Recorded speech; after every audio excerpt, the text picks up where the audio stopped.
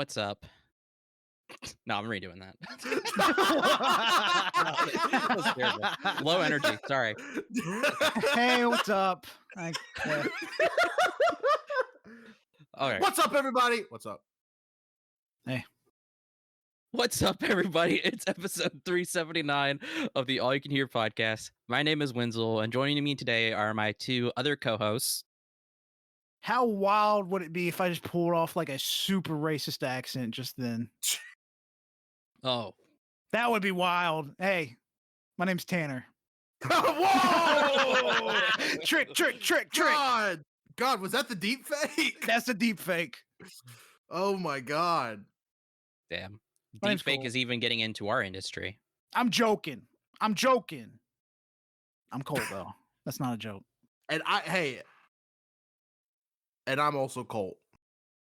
No. I'm Tanner. Oh my God, you Tricked said it. you. I wish there was a technology that existed for people listening to podcasts, and I could just do a little trick on them, and I could just like tickle them a little bit, like tickle their ear. That's illegal. You should Tickle their not- ear. Tickle their Oh. ear through the earphone. Okay, yeah, I- consensual attachment to your iPhone. I get it. Yeah, like as soon as like when the podcast starts, be like, just know listening to this podcast, you are consenting to getting a little tickle in your ear. Hmm. And then I could just do like a I don't know how. I want a podcast fleshlight. what? How would that work? We mold our buttholes. What's podcast about that? Oh, so what you're describing is just a fleshlight. Okay. Yeah. Well, they can. This one's extra lumpy. They can. It's mine. Yo, my fleshlight filled with shit. What the hell? He did not know what the hell we were talking about when we were making these molds. He just shit in a bucket. my fleshlight full of dookie. Made with love. All right. What are we talking about? How did we get here? You. It's been 3 minutes. Yeah. Oh man.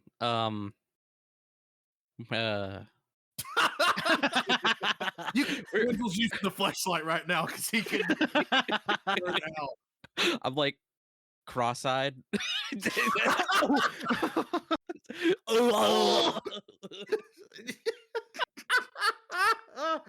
All right, put a finger down if you've ever used a fleshlight while recording the podcast. Can I put down more than one finger? I only got 5 fingers on one hand, brother. I got 5 of my toes down. Yo, I'm trying to figure out how to put down a hair. What? Okay, so we're talking about video games. We're talking about the best video games that we played in 2024. Our favorites. Mhm. Our hey, our system for this year though is going to be since we have Tanner here, so there's going to be 3 people with their own list. But the way we're going to do it is we each have a different number of how many games we've played. Let's just say one has more than anybody, and then one has the least amount. You can probably make a guess. I would argue one person just has 2 lists. Yeah. Yeah. No. So well, I mean, yes, yeah. actually. Yeah, I know. But so I have the least. I have 6 games. Tanner has 10 exclusive 2024 games. Yes. And then Colt has 10 exclusive 2024 and then 10 non-2024 games. And how we're going to do this is Colt is going to go ahead and go into his top 10 non-2024 games. And then once he's done, we're going to go into Tanner's going to jump in, and they're going to bounce between going through their top 10 2024 games. And then when they hit number 6, that's when I jump in. And that's how we're just going to go through it. Yeah. Can I ask, because we actually didn't, who would have thought in the 45 minutes we were on the call before this started, we didn't discuss this. How do we want to do spoilers? I mean, I assume, do we want to open the floodgates? Do we want to say some games will have light spoilers? Do we want to say no spoilers? Oh, We you know what? ripped out all the pages of a book and put them in a random order, so you're probably gonna get spoiled, but probably not because I don't want to spoil certain things for certain people. Yeah, I was gonna say if like I I mean I would probably say light spoilers ahead just Yeah, for any yeah, game we discuss. I don't think any game will have a full game changing spoiler said. And if somebody feels the need to say so, there will be audio cues that it is coming up. yeah, yeah. But I doubt that happens. Yeah, I always go through. So if anything does happen, I'll either cut it or make sure to put that in the description. Yeah, so light spoilers for the games ahead.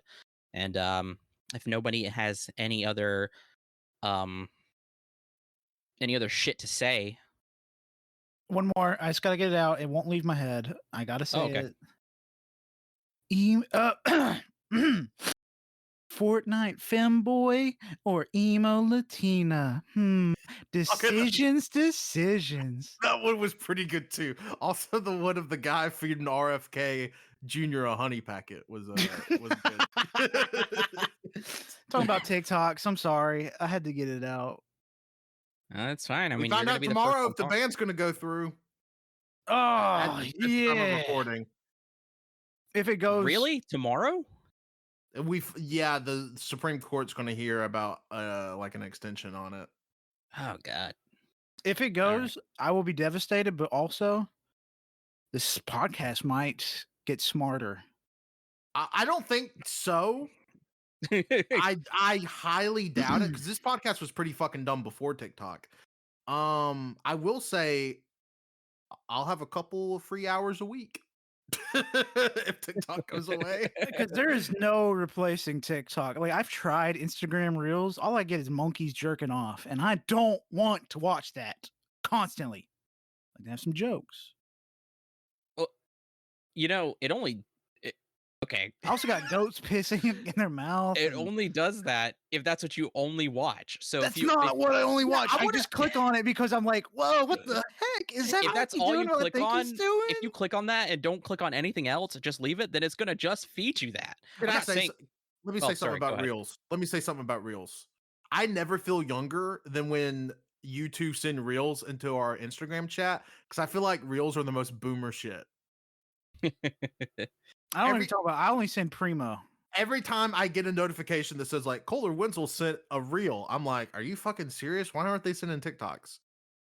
Because I was on Instagram at that moment. Yeah, We're on Instagram, motherfucker. I'll just be honest. I've probably watched 1% of the reels y'all send. You are missing out. Oh my god. If I gotta I'll be see it, honest. see it I've on read TikTok. one letter of every word you've ever sent. Wow, this changes kind of the dynamic of this podcast. It changes the dynamic of our friendship. I've known Colt for 20 years. I don't know what you're saying right now. It's scaring me. I send so much fun shit. Well, I also, watch it. you just usually send it when I'm at work, and I'm like, the caption for this is monkey pisses his own mouth. I'm not. I don't send that. I'm not going to Colt play sends that at that. work. I literally sent, or did I send this a video of a frog burrowing? You did. But it's called You did. it's called. I don't know if I sent it, but it's called Autistic Frog Group. That's what the account's called. And it's just always a video time lapse of a frog burrowing. I love it. Fuck. Oh my god. I can't remember if I saw it sent it on Instagram or TikTok. And there's just some stuff that isn't on TikTok because they're accounts that are really trying to that are bigger on reels or. I will say Colt sent one today that is the demon of Babylon disguises itself with the code of the righteous. And it's fucking what's his name? Yeah. In a prime bottle, and Randy Orton's like running at him. That's God, good. What is his name? KSI? Yes. Yeah. Well, this was I Show Speed. Oh, Speed. Oh yeah. KSI is normally the prime dude, but this was a surprise. KSI has been the prime bottle guy at a wrestling show before. Yeah. But that was Speed. All right, well, Colt, Games. let's talk about some old ass fucking games. All right, I've got 10 games for you. 10 games off the top of my bread. Mm-hmm.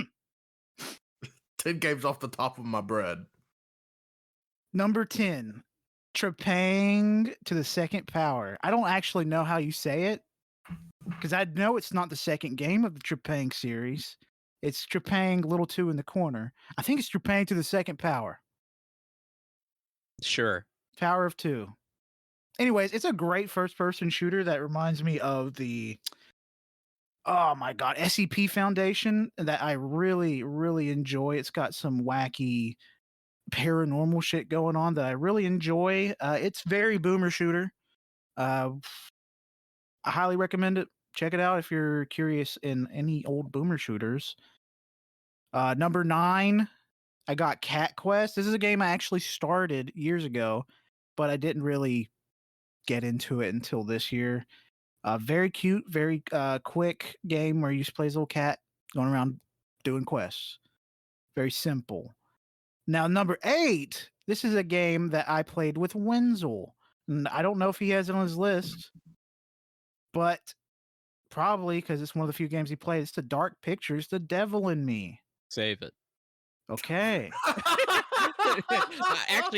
Actually, are we doing? I Yeah. didn't Yeah. account for that. Yeah, we can save. Okay, sure. All right, it's gonna be a while. I got Yeast, Yeast. Yes. Memories of yes. Calcutta. They say it in the game, but I can't remember if they voice it or not. It's a very good game. I beat Yeast Origin before I started this one. I prefer this one way more, personally. It was a lot of fun, but the ending was abrupt. Up next is my first real dive into the Star Ocean series at number 6, the Star Ocean Second Story remake. Beautiful pixel remaster, very fun. Just a great entry point for the Star Ocean universe, and probably the only good Star Ocean game. I haven't played them all, but I have started probably 4 of them, and every single one has been kind of boring. Not this one. This one was fun. I was going to say Take that, Swifties. Yeah, all you Star Ocean fans. Just all 4 of you. I was literally going to say both of you. 2 of them are here. I'm one of them. I mean, I like Star Ocean. It's just Sorry, 3. I don't know if you could say that when you just said it's the only good game in the series. I'm a fan of this one. Okay, yeah, that's fair. This one's really good. That would be like somebody saying, "Oh, I love Star Wars." Well, only episode 2. Yeah, that's fair. I'm a huge Star Wars head. I only like Phantom Menace. Number 5, I got the Phoenix Wright Ace Attorney, the first game in the Phoenix Wright series. I'm laughing because I started this game in 2019. Yeah, I started this game a long ass time ago. Hey. I remember talking about it on the podcast. You played Fast and Loose with Dude, I started Blasphemous in 2019, and I didn't beat it until last year. Whenever right before we did the Game of the Year last year. Yeah, Man. so But hey, it's not like I disliked it. It's just it's a visual novel basically, so like I have to be in the mood to be reading, I guess, at that moment. And this summer I was definitely in the mood, and I fucking loved the shit out of it. Now I'm halfway through the second game, and I'll probably beat it in 2 years. So that's a bonus game for 2027. Cool. Hey, write it down.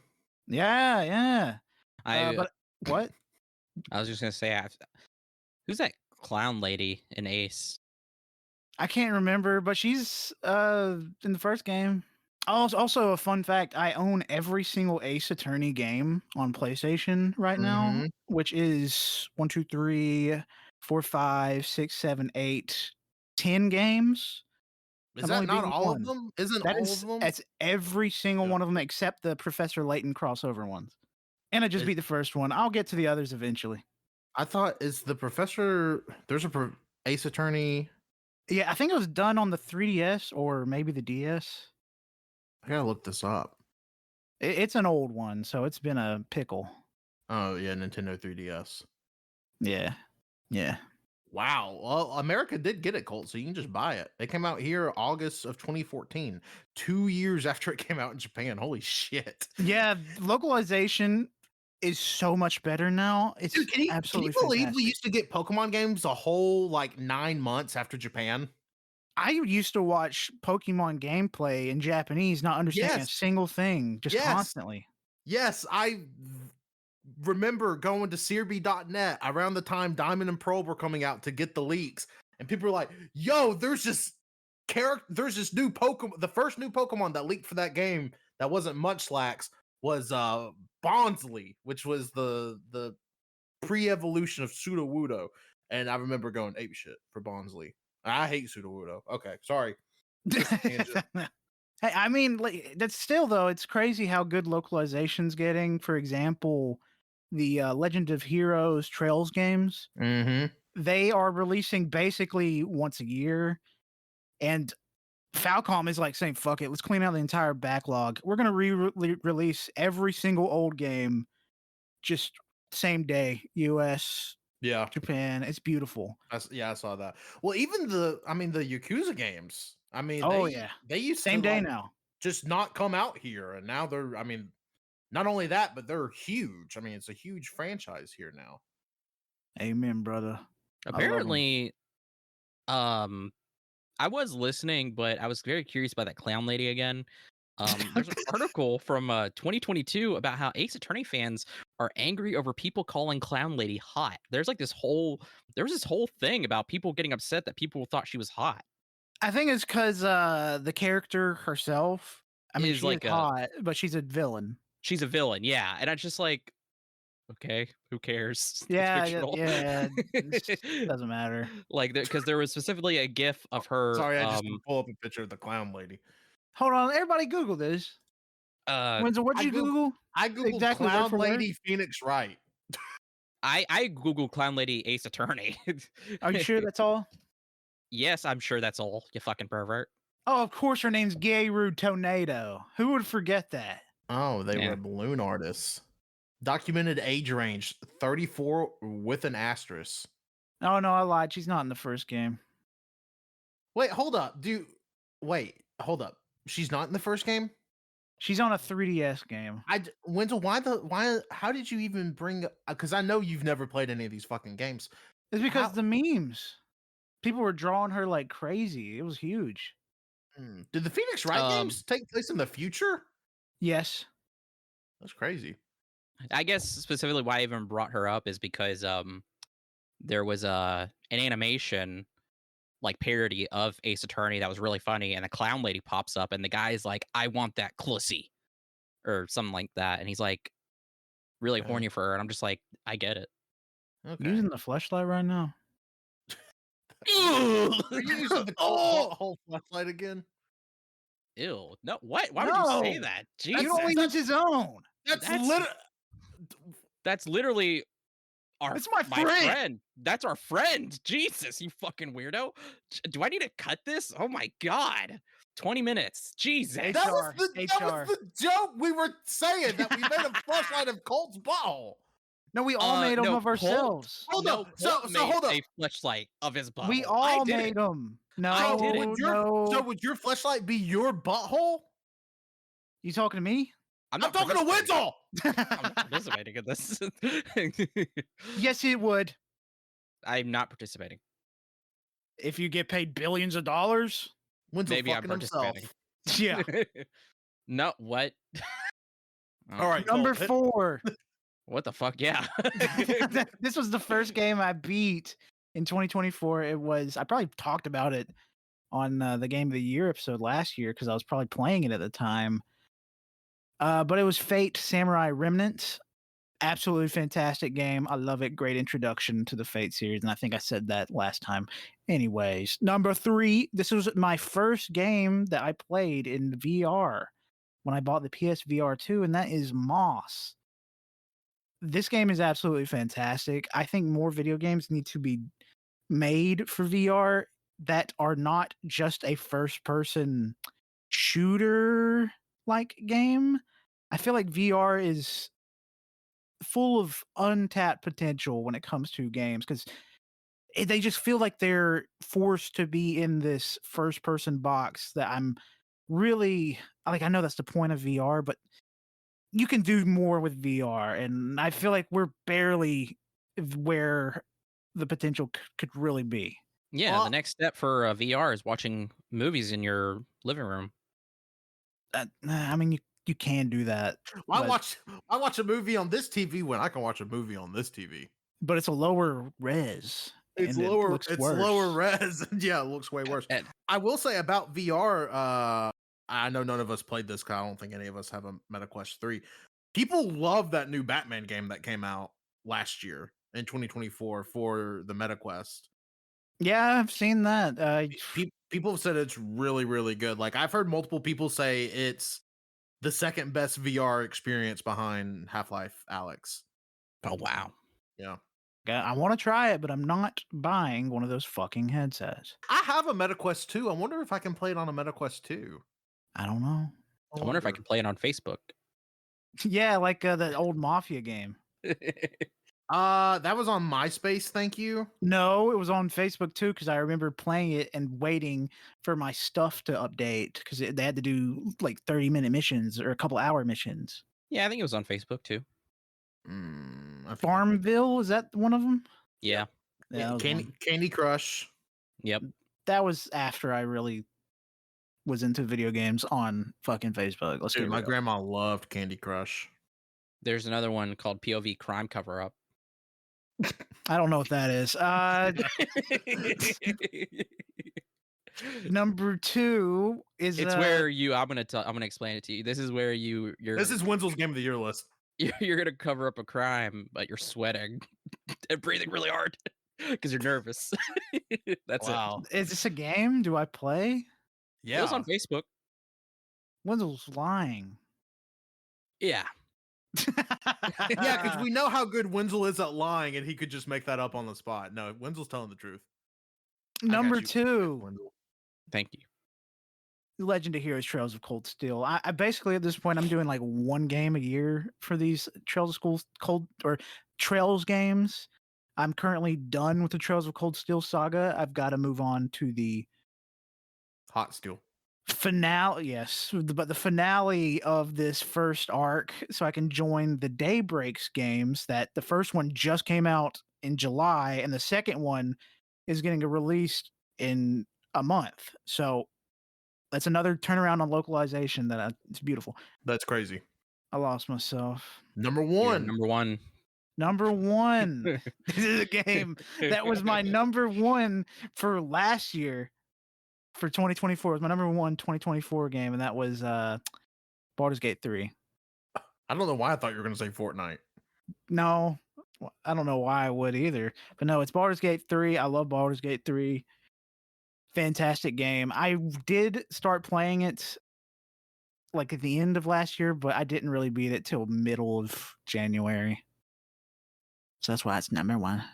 A beautiful game. Great game. Hell yeah. Oh my god, I'm looking at my list and I just realized I left a game off that I really wanted to. Oh fuck. You can still add it. Never mind, we're good. Money. Well, are we ready to move to 2024 games? What the people came here for? Yes. So my number 10 is a game that I've been waiting on for a literal decade. And frankly, just with how stingy of a conglomerate that this current association is, I didn't think it would ever happen. But then some laws got passed, made it a little easier to do. And of course, I'm talking about EA Sports College Football 25. I didn't even know you played this. I didn't know either. Oh yeah, I got it. It was it was one of like 2 or 3 games I bought on day 1 last year. What the fuck? Yeah. Now is it a perfect football game? No. Is it better than Madden? Yes. I will say, making a football game in the Frostbite engine is fucking crazy. EA needs to do something about that. Because that's just nuts. That's nutso mode. But this game, it plays very well. I wish there was a little. I wish recruiting was a little more fledged out. I wish you could do just some more customization options. That's not like, especially in like doing your my player being like, oh, you have to study, like do this test, or do you want to go to this party? Like, it's very cut and dry, but the actual playing football part of it is fantastic. Definitely, it's not the upper tier of college football games, but it's definitely on par with the last couple, and I think they're only going to get better. Also, fun fact: the best-selling video game of 2024. So, Wow. Yeah. yep. I mean, that's kind of surprising because I feel like I say this, but no, it's different. Call of Duty games are very different from their predecessors the years following. I'm thinking like these football games, all they do is just add new player names, right? Well, Madden does. So with the college football, there hasn't been a college football game since 2013. Yeah, I was gonna say The because last, it's been so long that Oh, that makes sense. when this got announced, it was like huge. yeah. So like, I know people that don't play video games that bought Xboxes and PlayStation 5s for this game. They're not Call of Duty people, they're not GTA people, they're not Minecraft people. They are college football video game people. And Always they a bought weird breed.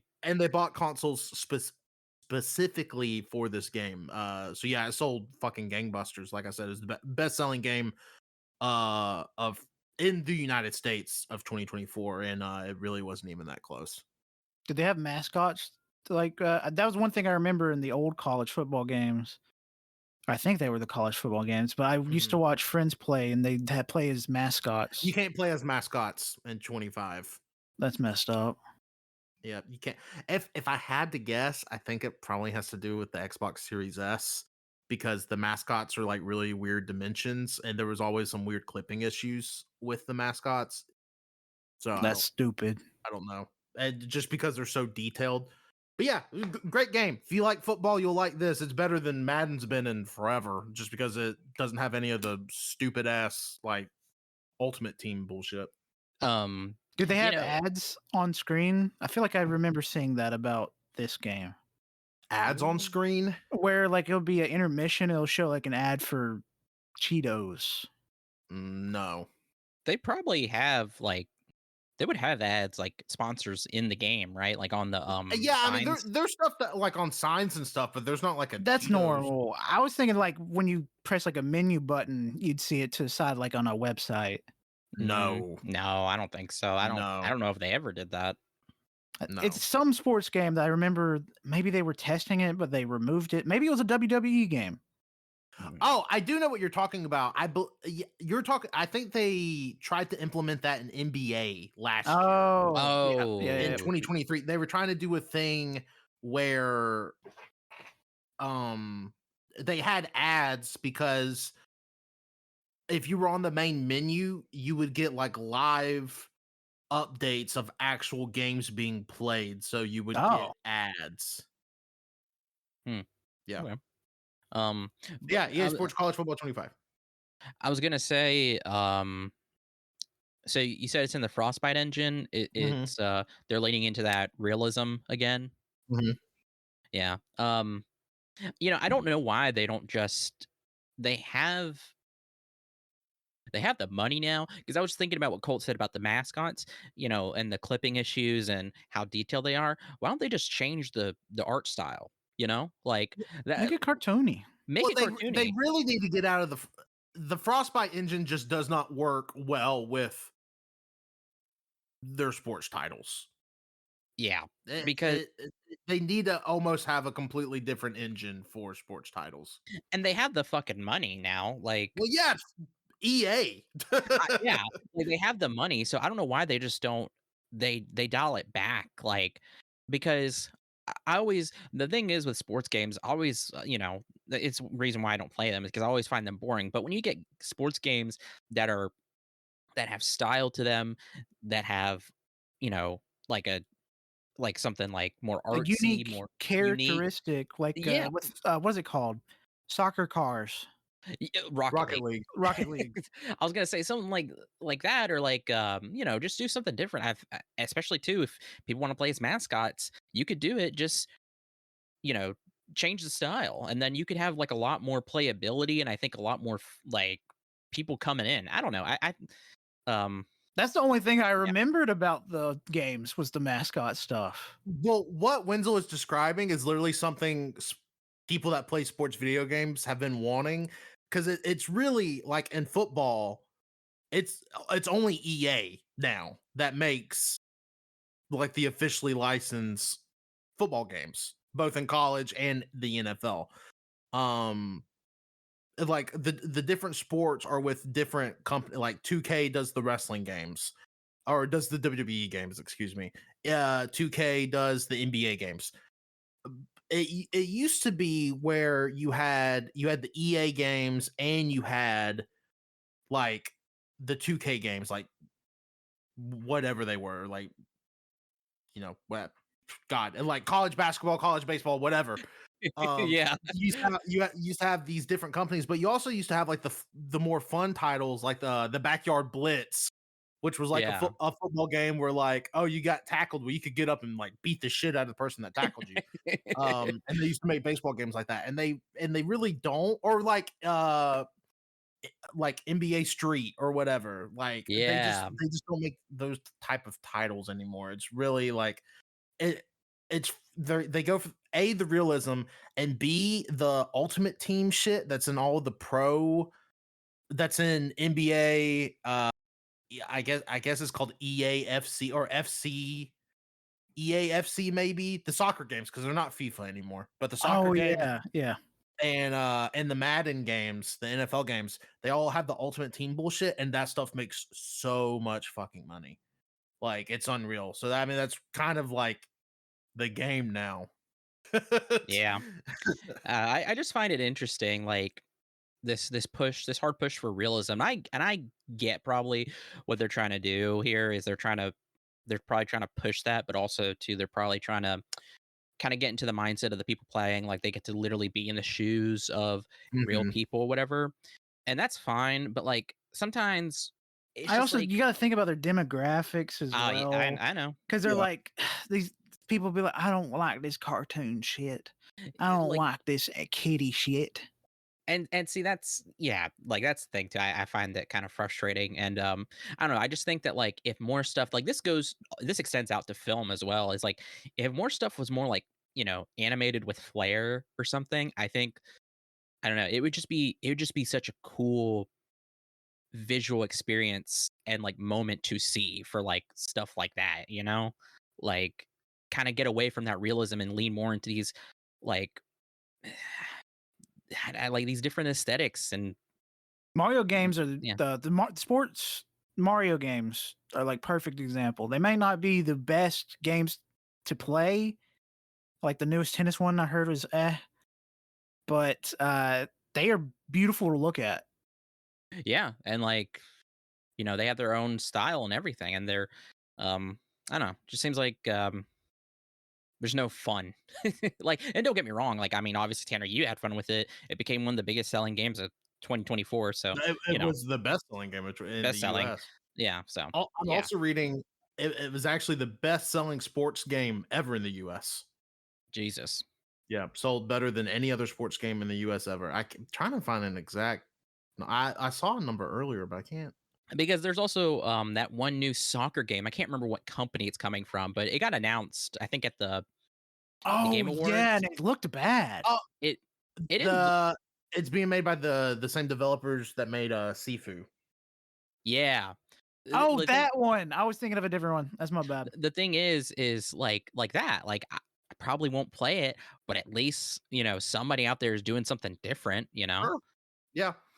I mean, yeah, different strokes for, different folks. I definitely think why I agree with you generally. I think this specific game was a bit of a different case, just since there hasn't been a actual college football game in, like I said, 11 years.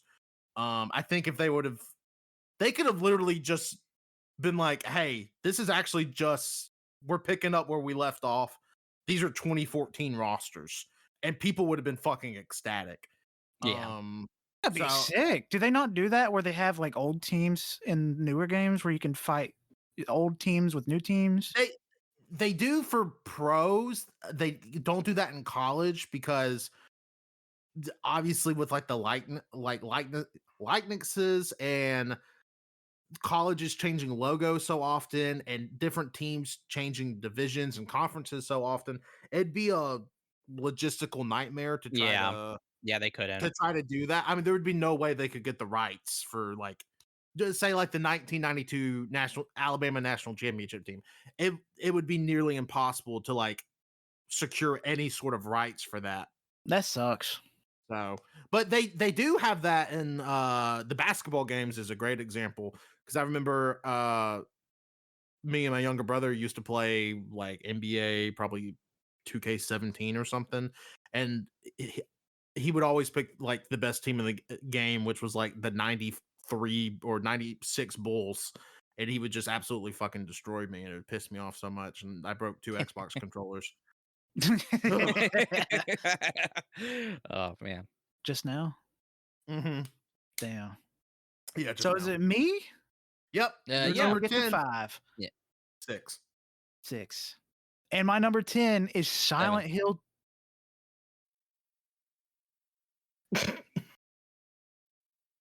Two remake. 23. Silent Hill 2 remake is my number 10. Woo! Woo! This was a game that I was a little ooh about because Konami's not exactly known for great games post Kojima, or Bloober Team themselves not known for great games. Period. And the fact that they came out after the success of this game, they came out and said like, "We'll stop making bad games now." That was our bad. That's such an awesome thing to say. It I love is. that. Be like, hey, you know what? What if we just made this game good? And everybody just fucking clapping. They're like, yeah!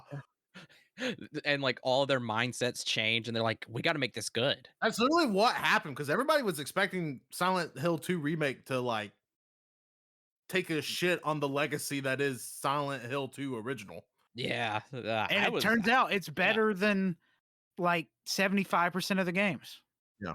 Because I think it's like the first 3 are considered good, but the rest are rough.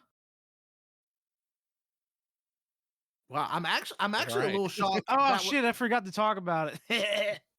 Were you just being silent because you want somebody else to move? Oh my god. Yeah, my bad. Okay. Silent Hill 2 remake. This game was fantastic. I love it. I love it. Love it. Love it. It is genuinely scary. The monsters in it. There is I read up on it a little bit. It took me a little bit to beat it, so I saw some videos on TikTok of people talking about lore, and it's dark. Even without context, it would have felt dark. But with context, certain boss fights just felt like Jesus Christ. And the enemy designs, just one enemy design is it's rough. But it's a great game, fantastic game. I want them to remake more Silent Hill games.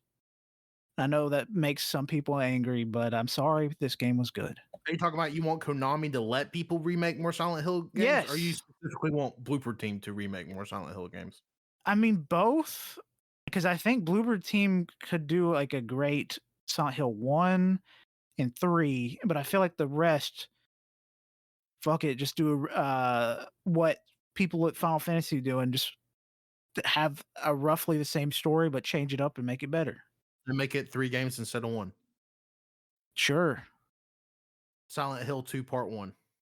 Silent Hill 2 Rebirth. Jesus I'm Christ. actually shocked that it only made it to 10 on your list, Colt, because I remember you talking pretty highly about it. I've played a lot of good games. I mean, Yeah. I know you did. I'm just kind of shocked that this seems like, a great horror game. I just thought you would have had higher. I just thought you were different like that. Hey, Tanner, I don't know if you know this, but his top 10 games are all good games. We'll see about that. Oh shit.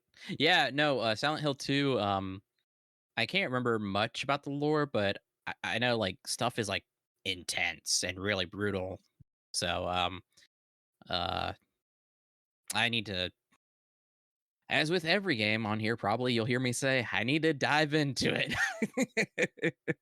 I meant to say earlier when you talked about Trepang 2, I remember when you messaged me so excited about it. You were like, Wenzel, you need to play Trepang 2. Don't look up anything. Don't research anything. Don't look it up. Just download it, play it. And I still haven't looked up anything about it. Because I've heard, Don't. It's great. I've heeded your thing, and I need to play it. I need to play. I need to play so many games. I have a goal for this year, and yeah. Also, I just looked at the wiki. There's so many fucking Silent Hill games. Jesus Christ. I want to say like 13, 14. It's a lot. I bet one of them is a mobile game that only came out in Japan. Am I right? I bet. I don't know. I didn't click on all of them. So are we ready for my number 9? Yes. Yep. Well, my number 9 is another great game. Came out towards the latter part of the year. I would have been remiss if I did not mention this. And we're going Tetris Forever. It's the collection done by Digital Eclipse, a part of their Gold Label series, where essentially they get a bunch of demo versions and a bunch of versions of Tetris and Tetris adjacent games you've never played in your life if you're under the age of 45, all under one thing. But also they pair it with all of this archival footage and photos and blurbs. Like there's a whole documentary inside of this game about the creation of Tetris and essentially the timeline of Tetris becoming this huge worldwide phenomenon. Now, Is it on Letterboxd? I actually don't know. Well, because the way it's presented in the game, it's in like a timeline. So you'll see a little part and it'll be like talking about like, yeah, we're developing this version of Tetris like for the Apple II, and then you'll go over in the timeline. It'll be like, play that version of Tetris on the Apple II right now. And you do. So it's not like a concurrent documentary, but all of the footage together makes like a 2-hour documentary. Well, I was gonna say there was actually a movie that came out. It has 2023, but I believe it got a wide release last year, or 2024. Called Tetris, starring Taron Egerton. That was actually pretty good. Oh yeah.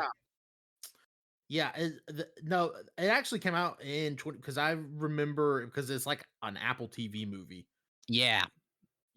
So I haven't seen it, but sure, I bet it's good. Yeah, I don't think. Yeah, it doesn't look like it's on Letterboxd, Colt. Sorry. That's dumb. But you get to play a bunch of old versions of Tetris, and then they have this really cool version of Tetris called Tetris Time Warp, where each stage is a different version of Tetris that it scrolls through. And I think there's like 15 or 16 different Tetrises in this game. And I actually saw on Bluesky the other day that they're about to patch in another one, like some random, like, I don't know, PC Engine Tetris. I'm making that up. I don't know what system it was for, but some random form of Tetris that are like, oh yeah, we cleaned this up and made the controls modern. So now you can play this in its original form. And it's just really cool. It's I've heard great things about like all of Digital Eclipse's stuff.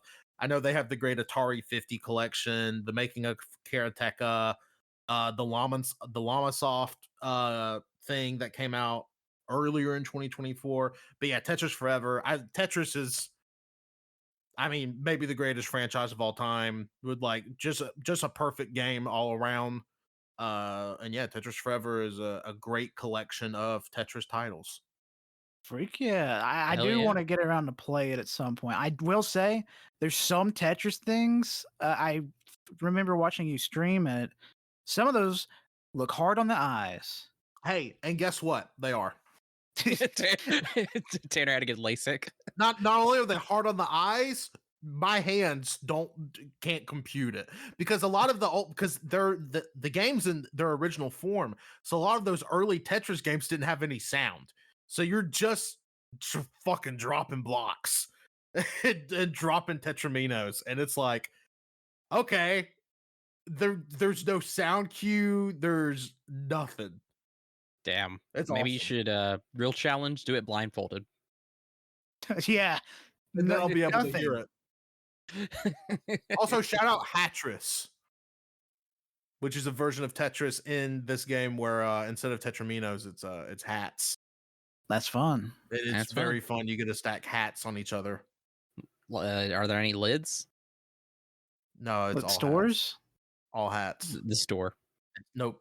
Top hat, baseball hat, propeller hat, wizard hat. You know, all the classic hats. Okay. Helmets? There could have been a baseball helmet. All right, number 9 for me. Here it is. This is a game that I actually didn't beat till pretty recently. I want to say maybe into November. That is Life is Strange Double Exposure, the newest release in the Life is Strange franchise. Oh. When this game came out, I saw the reviews and how people were not happy with it, and it didn't review terrible. It just wasn't as good as I think it's the lowest scoring Life is Strange video game, and I think that sucks because the game is genuinely good. I feel like I understand when it comes to Life is Strange. In this game, specifically, to let everyone know, you play as Max Caulfield. She's the protagonist of the first Life is Strange game. She comes back. She is now a art professor at a fancy college or fancy school. But she's no longer with her rocker lesbian GF. Oh. It'd been weird if she wasn't a lesbian GF. Whoa. Her straight girlfriend. That's why they broke up. But the main complaint I'm seeing is that people were mad that you could choose between one ending of Life is Strange where she's alive and one ending where she's not. Whoa, spoiler. And if you choose the one where she is alive, you're no longer with her because things change. She want to live different lifestyles. Max wants to settle down. Chloe wants to continue touring and being a musician. That's just what that just happens. That's life. But I've seen a lot of people mad about that. And I'm like, I don't care that much. Because personally, when I played it, I was younger and I didn't make him gay. And I think I'm homophobic, guys. What the fuck? What are we going into? It's a joke because I didn't have my character romance anyone whenever I played it for the first time. Oh. You can choose to romance her or not. You can just have her as a friend, and I did that because it felt like, personally, it didn't feel romantic. It felt like you're my homie. People a little iffy about it too because it's a different team than the original Life is Strange team. So people were like really precious about like, well, you can't do another story with Max. Max's story has been told. Sort of thing. Yes, but also this is kind of like the beginning. All right, I'm going to go into spoiler territory. This is some Avengers shit going on right here. Mm-hmm. Oh shit. Like at the end of this fucking thing. Tanner. Smash. What? Why am I Hulk? Because Tanner Smash. Because you're big and green. Oh, that is true. But at the end of the game, one of the characters, not Max, says, Max, I'm gonna go out there. I'm gonna find more people like us. Because she has powers. In the first game, she could reverse time. In this game, she can jump from 2 different dimensions. And this new friend has a certain power I'm not going to spoil. So this person at the end of the game is like, I'm going to go find some more freaks. And this is going to be X-Men, basically. Jesus. Wow, awesome. And the end scene thing, it says Max will return. And I'm really hoping she does. because I really enjoyed the setup that we're going for here. It does feel comic booky, and I know some people might not like that, but I enjoyed it. It didn't feel exactly like Nick Fury because it's not a black man. And that's Okay. the only difference. That's the only difference. Well, you do know when Nick Fury was originally written, he wasn't black either. Not my Nick Fury. Yeah, true. That was way before us. Now this character is also voiced by Samuel L. Jackson. Colt. It is a woman. Yeah, What? he's Samuel L. Jackson's really fucking versatile. I don't. Yeah, who cares? No, I think non-traditional like superhero stuff, like comic books or whatever, are pretty cool. Especially like, is there any combat or fighting in this? No, it's like a Telltale game basically, Yeah. where you'll have like quick time events sometimes, and you Well, just I make mean, choices. is there really any like action? Oh yeah, I Like, mean there is action because is there anything involving like two characters like going hand to hand, or any kind of big like action set pieces? I mean not really. It's all Okay. like smaller stuff. Okay, I'm just curious because I mean, people, I don't know. It's I, like that stuff's cool. Like I said, non-traditional, like nothing like huge, like action. Like, oh yeah, these people have powers, so we're gonna have to have these like huge, like insane, like battles or something. Like there's something, I don't know, I mean nice about the having plot something. of this Sorry. game has Max trying to solve the murder of her friend. Yeah, and she has a So it's like power. a mysteries. Yeah, which is cool. Yeah, it is cool, and I do like that. You're right, it is different, and I think anyone that's mad about it because it's got comic booky trope at the end, suck my toes. Yeah, because I mean, it's like, sure, it's expanded universe and there's like powers and stuff, but I mean, it doesn't have to follow the traditional like DC or Marvel. I mean, there are a bunch of superhero comics that still like kind of do those kind of battles and fights and stuff. Um, but for the most part, I mean, um, there's nothing wrong with doing something non-traditional like that, or going more kind of like you said, mystery, more.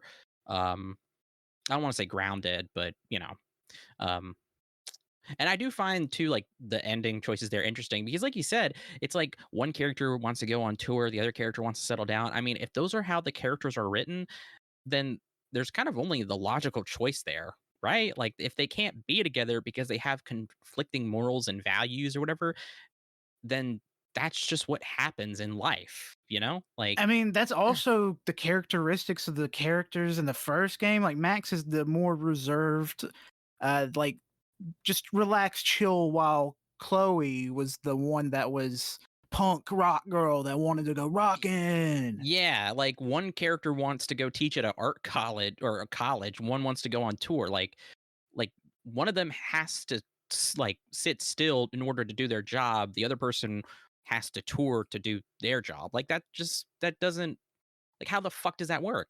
Like that just doesn't happen. Be realistic. Yeah, You can for that. but that could be not the only reason people are mad at the game. I enjoyed it a whole lot. That's why it's number 9. I've played a lot of games this year, fellas. Well, But yeah, hell yeah. that's double Hell yeah. exposure.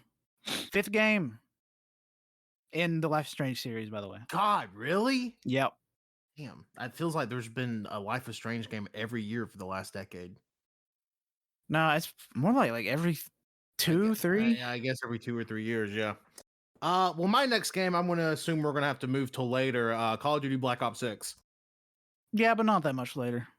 Let me see for me. Yeah, but later, much later. Um, not that much later. All right. Well, my number 8, Call of Duty Black Ops 6. We will discuss later. Now, my number 8 is a game we're definitely gonna have to talk about later. Because I know it's probably number 1 for someone. That's Balatro. Talk about it later. We'll talk about that later. Well, my number 7 is a little game that honestly, if you would have given me a description of this game, I'd have said there's no way I'm playing that because it sounds stupid. And not that it sounds stupid, but I'm like, that does not sound like it would be up my alley at all. and it is a Buckshot Roulette. Oh yeah, I've seen Uh, people play this. I saw is that Queso the play it. Yeah. is what is that? What is that? So it's What is that? okay. What is that? So anyways, you're playing this mystery guy known as the dealer. Okay. You're playing a version of Russian roulette using a Alright. pump action shotgun No instead way. instead of a revolver. I don't even know if he really cares, Tanner. I I'm don't know if he sorry. does either. But essentially, like Uh-huh. lives are like defibrillator charges, and it's like What? a whole thing. You can get like beer cans to level up. Huh? You can like saw off your shotgun, and all sorts of shit. Yeah, it's crazy. It sold a shit ton. I actually just saw it has sold 4 million copies, Millions? which seems insane. Wenzel, Yeah. if you talked like this normally, I don't think we would hang out with you. Yeah, I don't think we'd be friends. I'm excited. I'm That's- genuinely interested in what you're having to say, Tanner. But yeah, it's just like a horror Russian roulette game sort of deal. And once you defeat the dealer, you unlock like a double or nothing mode, which is kind of like a roguelite mode sort of deal. And I'm actually seeing that they actually recently released a multiplayer mode. That would be fun. Oh, Oh, whoa. But yeah, like the main story, you can beat the dealer in like 45 minutes. Like the Yeah. story of it, it's not long at all. But it says so much in the 45 minutes, and I think the mechanics are like genuinely really, really smart. Like the cigarette pack, I was like I'm just reading this off of like the game's wiki. If you choose a cigarette pack, you take the edge off, so you regain a charge. Hmm. So it essentially gives you like an extra bullet. But like your beer racks your shotgun, so you of eject. course. Yeah, you know, obviously, you can get a handsaw, so you can literally make your shotgun into a sawed-off shotgun, and one bullet does 2 damage. Yeah, and like you can get handcuffs, so which automatically forces the dealer to skip a turn. But yeah, it's a whole bunch of stuff like that. And like there's a little story being told throughout it. But yeah, I mean it's a really cool game. Really eerie little soundtrack. It was made by like one guy. Yeah, it was literally made by one guy in Estonia. Oh, wow. Yeah. They're just really fucking cool. It's like $3, and I mean, like I said, you can play the story in 45 minutes. I'm surprised you added this or played this at all. I think you only played it because you love to gamble. I was gonna say. Honestly, well, I had heard a lot of people talk about it on various gaming podcasts I listened to, and I'm just like, just that doesn't sound like my thing. And I went on Steam and I saw it was literally like $2.99. I'm like, okay, Cheap. well, I mean, if it's $3, yeah, I'll try it. So, and I bought it, and I literally like beat the dealer like my second time attempting it. And I'm like, oh, okay, I get it. And then I like played some more. Yeah, I mean, it's a great game. Definitely not like my typical vibe or Yeah. anything, like with the horror, like creepy aesthetic. But yeah, I really, really enjoyed this game a whole bunch. I love watching clips of people playing it. That's crazy. I didn't expect to get that. Hey, play more indie games, you know? Hey, well, yeah, I mean, yeah. All right. I was trying to do a service there, but thanks for that. Shit. Hey, cut that. Number 6, 7. 7, number 7. My number 7 is Black Ops 6. Nope. Not yet. Okay, just making sure. I'm stealing yours. Okay. Well, my number 6, and Wenzel, you'll get to go after me. I'm going to assume this is on everybody's list. I'm obviously talking about Pokemon Radical Red 4.1. What is that? What? So Pokemon What? Radical Red originally came out in 2020, Boo. but I classified this as a game-changing update, the 4.1 update, because it drastically changed the way Radical Red plays. Most notably, added Gen 9 Pokemon to the game. Pokemon Radical Red is a difficulty-driven ROM hack of Pokemon Fire Red version, where Why is Gen 9 there? they've added Gens 1 through 8 was in it. Now Gen 9 is in it. So every Pokemon is in this game. Oh, okay. How do they get them? Like, they did sprite art for all of the Pokemon. I understand, but I'm thinking lore wise, do they just have every fucking Pokemon roaming in the just first region? Yeah, they're just there. Cole, you do realize the world of Pokemon's huge. Pokemon exists. Yeah, everywhere. I was thinking, do they have like every other fucking country from Pokemon in this thing? We got Hoenn, Kanto. No, Actually, do they? No, it's just so what it is. It's a difficulty-driven Fire Red hack where every trainer, the gym leaders, the AI has all been made to be not as difficult as possible, but everybody's team is a competitive team. They're perfect IVs, good natures, good abilities, and they have like competitive move sets to make. So it's a Pokemon game where you actually have to think about. And there's also stuff built into the game, like a randomizer is built into the game if you want to play it that way. You can actually select to play the game like a hardcore mode, which is essentially it just instead of like having to put your fainted Pokemon in the box, They like, die. They die. Yeah, it's a hardcore Nuzlocke mode essentially. But yeah, it is a kick ass. Like so much work has went into this ROM hack. It's actually extremely impressive. I haven't even beat. I mean, I know Fire Red. I haven't even beaten it. I'm up to Cinnabar in it, and I've been playing it, if not every day, every 2 days for the last 8 months. And I can't. Like I think I'm at the point now where if I want to progress in the game, I need to get a totally new team. Because like my shit's just not working. I'm using Pokemon I've never used before. Like what's that fucking worm name? The new one? Earthworm? Is that its name?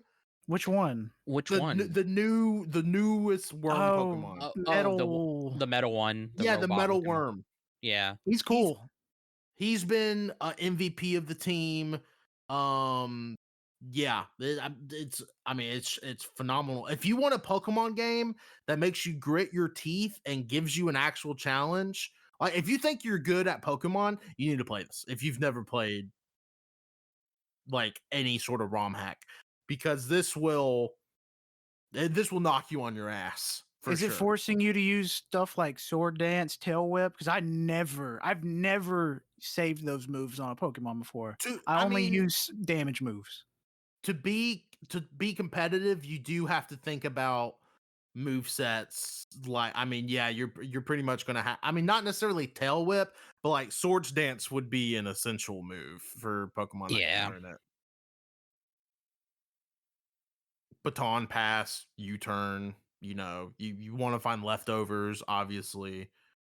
I will say you don't actually have to. There's also a level cap in the game for like, so you can't over level your Pokemon, but you can also take the grinding out of it if you don't want to grind. The game will give you a thing called infinite candies, which just puts your Pokemon at the level cap for that area.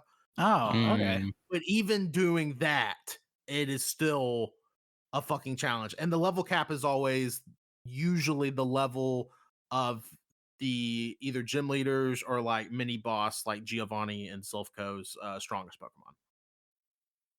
I mean, that sounds cool, but it sounds not for me. He plays at work? Yeah, I'll play it on my lunch. Oh. Okay. Yep. We almost got him, Cole. We almost got him. Damn. Yeah. Yep. Next time. Hey, guess what? You can just play it on your phone. Can you? Yep. The ROM. ROM. What? raw my dick in your ass. How about that? You know, I said because he has the Colt butthole fleshlight. Jesus Christ. No, I mean, you can't really. iPhone doesn't allow emulators much anymore. Yeah, they do. They Do they? literally just opened the floodgates where they legally have to allow them. Yeah. Oh my god, I completely forgot about that. Can't you just like go on the Safari or whatever and just download them straight from there? Yep. You Yep. you It you literally could originally. You could it, have, but then there was that thing that happened where you couldn't anymore, but now you can. yeah, you can literally download it. It goes into your files in your iPhone, and you can actually just set a file folder. Obviously, if you legally own copies. And you Allegedly. legally own Pokemon Radical Red. I own Fire Leaf Green. You just essentially drag the file. It's super easy. Yeah. But yeah, the phenomenal ROM hack. I would not suggest to somebody that has only ever played regular Pokemon games for this to be their first Pokemon ROM hack, because they will want to blow their brains out. Yeah. I would definitely suggest just to give another suggestion though, maybe one of the legacy games. There's a Pokemon Yellow Legacy, Crystal Legacy, and now there's an Emerald Legacy, which I haven't played yet, but I know is phenomenal. I would suggest playing one of those first. And if you enjoy that, because there is a bit of a difficulty curve in that, but it's not meant to be like a competitive game. This Radical Red is solely like a game that is meant to grind you to the bone. But yeah, super fun. I hope to actually beat it this year, but yeah, it's incredible. Oh, well, yeah. All right. Up Yep. next, Wenzel's turn. it's Wenzel's turn. It's Wenzel's turn. Move, bitch. Get out the way. So I'm here. I'm ready. Hold on. No. He's typing up his list. No, my number 6 is Destiny 2 The Final Shape DLC. Oh, Yes, that's a because good choice. it was like basically the last big DLC for Destiny 2. Sadly, it was also made whenever they had their team cut. But for the most part, it was great. I think it was a great end to the main kind of arc story that they've been kind of building with the darkness, with the witness, the final boss battle with the witness, spoiler I guess, was insane. I just love the concept of the witness, the visuals, the witness's voice too. The dialogue is very well written. I mean overall, like the character arcs here were like well written between like Zavala, Crow, And finally getting Cade to come back just for a Cade. little bit. Yeah. Yeah, it was very emotional, and I thought it was great. I agree. It was great, fantastic. The final boss where you fight the witness. That's what I picture a raid to be like in Destiny when I first heard about raids in Destiny 11, 12 years ago. Yeah. But they turned into much more difficult. But it was a lot of fun because it's like 30, 20, I think it might be 20 players fighting him at once. It felt Damn. like so much chaos going on, but I Yeah. really enjoyed that. And I hope that they like put some like chaos shit in the future updates, maybe. Like I don't know. I just hope they have like kind of. I wish they would have more kind of big baddies like that, like you said, that have like those huge like players, because that was insane. Because once you start the final mission, like you're everybody, like all like 20 or however many are like having to like run up and like take out all of these enemies, and like it's like the whole of like all of the characters and allies you've made over the course of the game, like all like helping you. I thought that was really cool. I really enjoyed the story too of like developing over the course of Destiny with like, you're fighting all these different alien races, but then like as you move through and through, it's like this idea that like like this whole race of aliens is like bad. Like it's a very dried and kind of terrible trope, like getting like rather like friendly forces and like allies to help you dividing between like friendly and hostile. I really appreciate showing that, um and not just being like straight up like, oh yeah, they're just all bad. I really like that. And yeah. I mean, technically, all the Hive, they're just getting, they're all that one mama bitch. I can't remember her name. Oh, well, the hive is weird. That's a whole different thing. Oh my god! I should also mention too, like this isn't in the final shape, but this is in like with the Witch Queen. Like the fact that Destiny introduces like tulpas and Sabathun. shit. Yeah, Savathun. The hive is weird and different because the hive was not necessarily evil, just manipulated, and there's like different. It works differently than how the other groups work. And then Savathun ended up becoming like an ally. Spoiler. But it was more so you're my enemy. No, the enemy of my enemy is my friend, basically. Amen. Because you're working with Savathun, or I think it's Savathun. I can't remember if it's Savathun's throne world or It's Savathun. Okay. I think it's a post-credit scene where it shows her being devious, and it's like implying that maybe she's going to fuck with you again. Maybe, I don't know, because the thing is, you have to remember too, God, another spoiler, but this is not the final shape. The Traveler also chose the Hive and Savathun because the Traveler saw light within them, and that was another thing too. The Hive was originally the Traveler's choice before humanity. That's just another thing to keep in mind because like the Hive were deceived and like led them down this whole thing. So and like I said, it's not, there's like multiple different like rulers or whatever. So and like also too, they have their own, each like ruler has their own hive world, which is a tulpa. It's a huge fucking tulpa.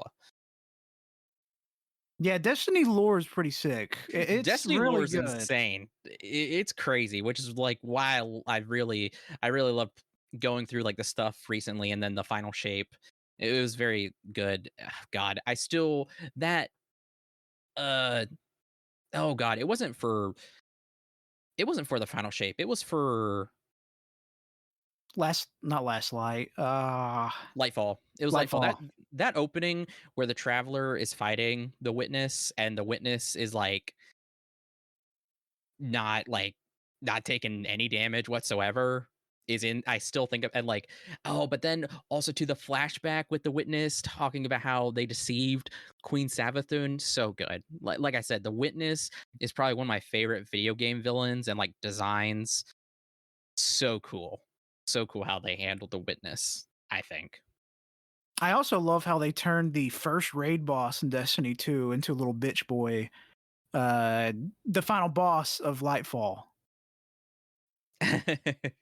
Which he was the main antagonist when this game first came out, with what's his name? I can't remember. He was the first Red War main final boss.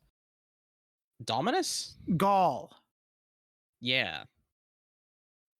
It's just really good shit. You can tell Bungie made Halo. Wait.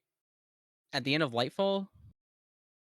At the end of Lightfall, you fight. It's not Gaul, but he's the main antagonist from the get-go. Yeah, he has the giant ship, the Leviathan or whatever. Is that Gaul? No, Dominus Gaul died in like the very beginning of Destiny 2. Yeah, not the very beginning. He's the final boss of Destiny 2. I know he's the final boss, but I'm just saying, like, yeah. This guy we're fighting is not Gaul. He's I know.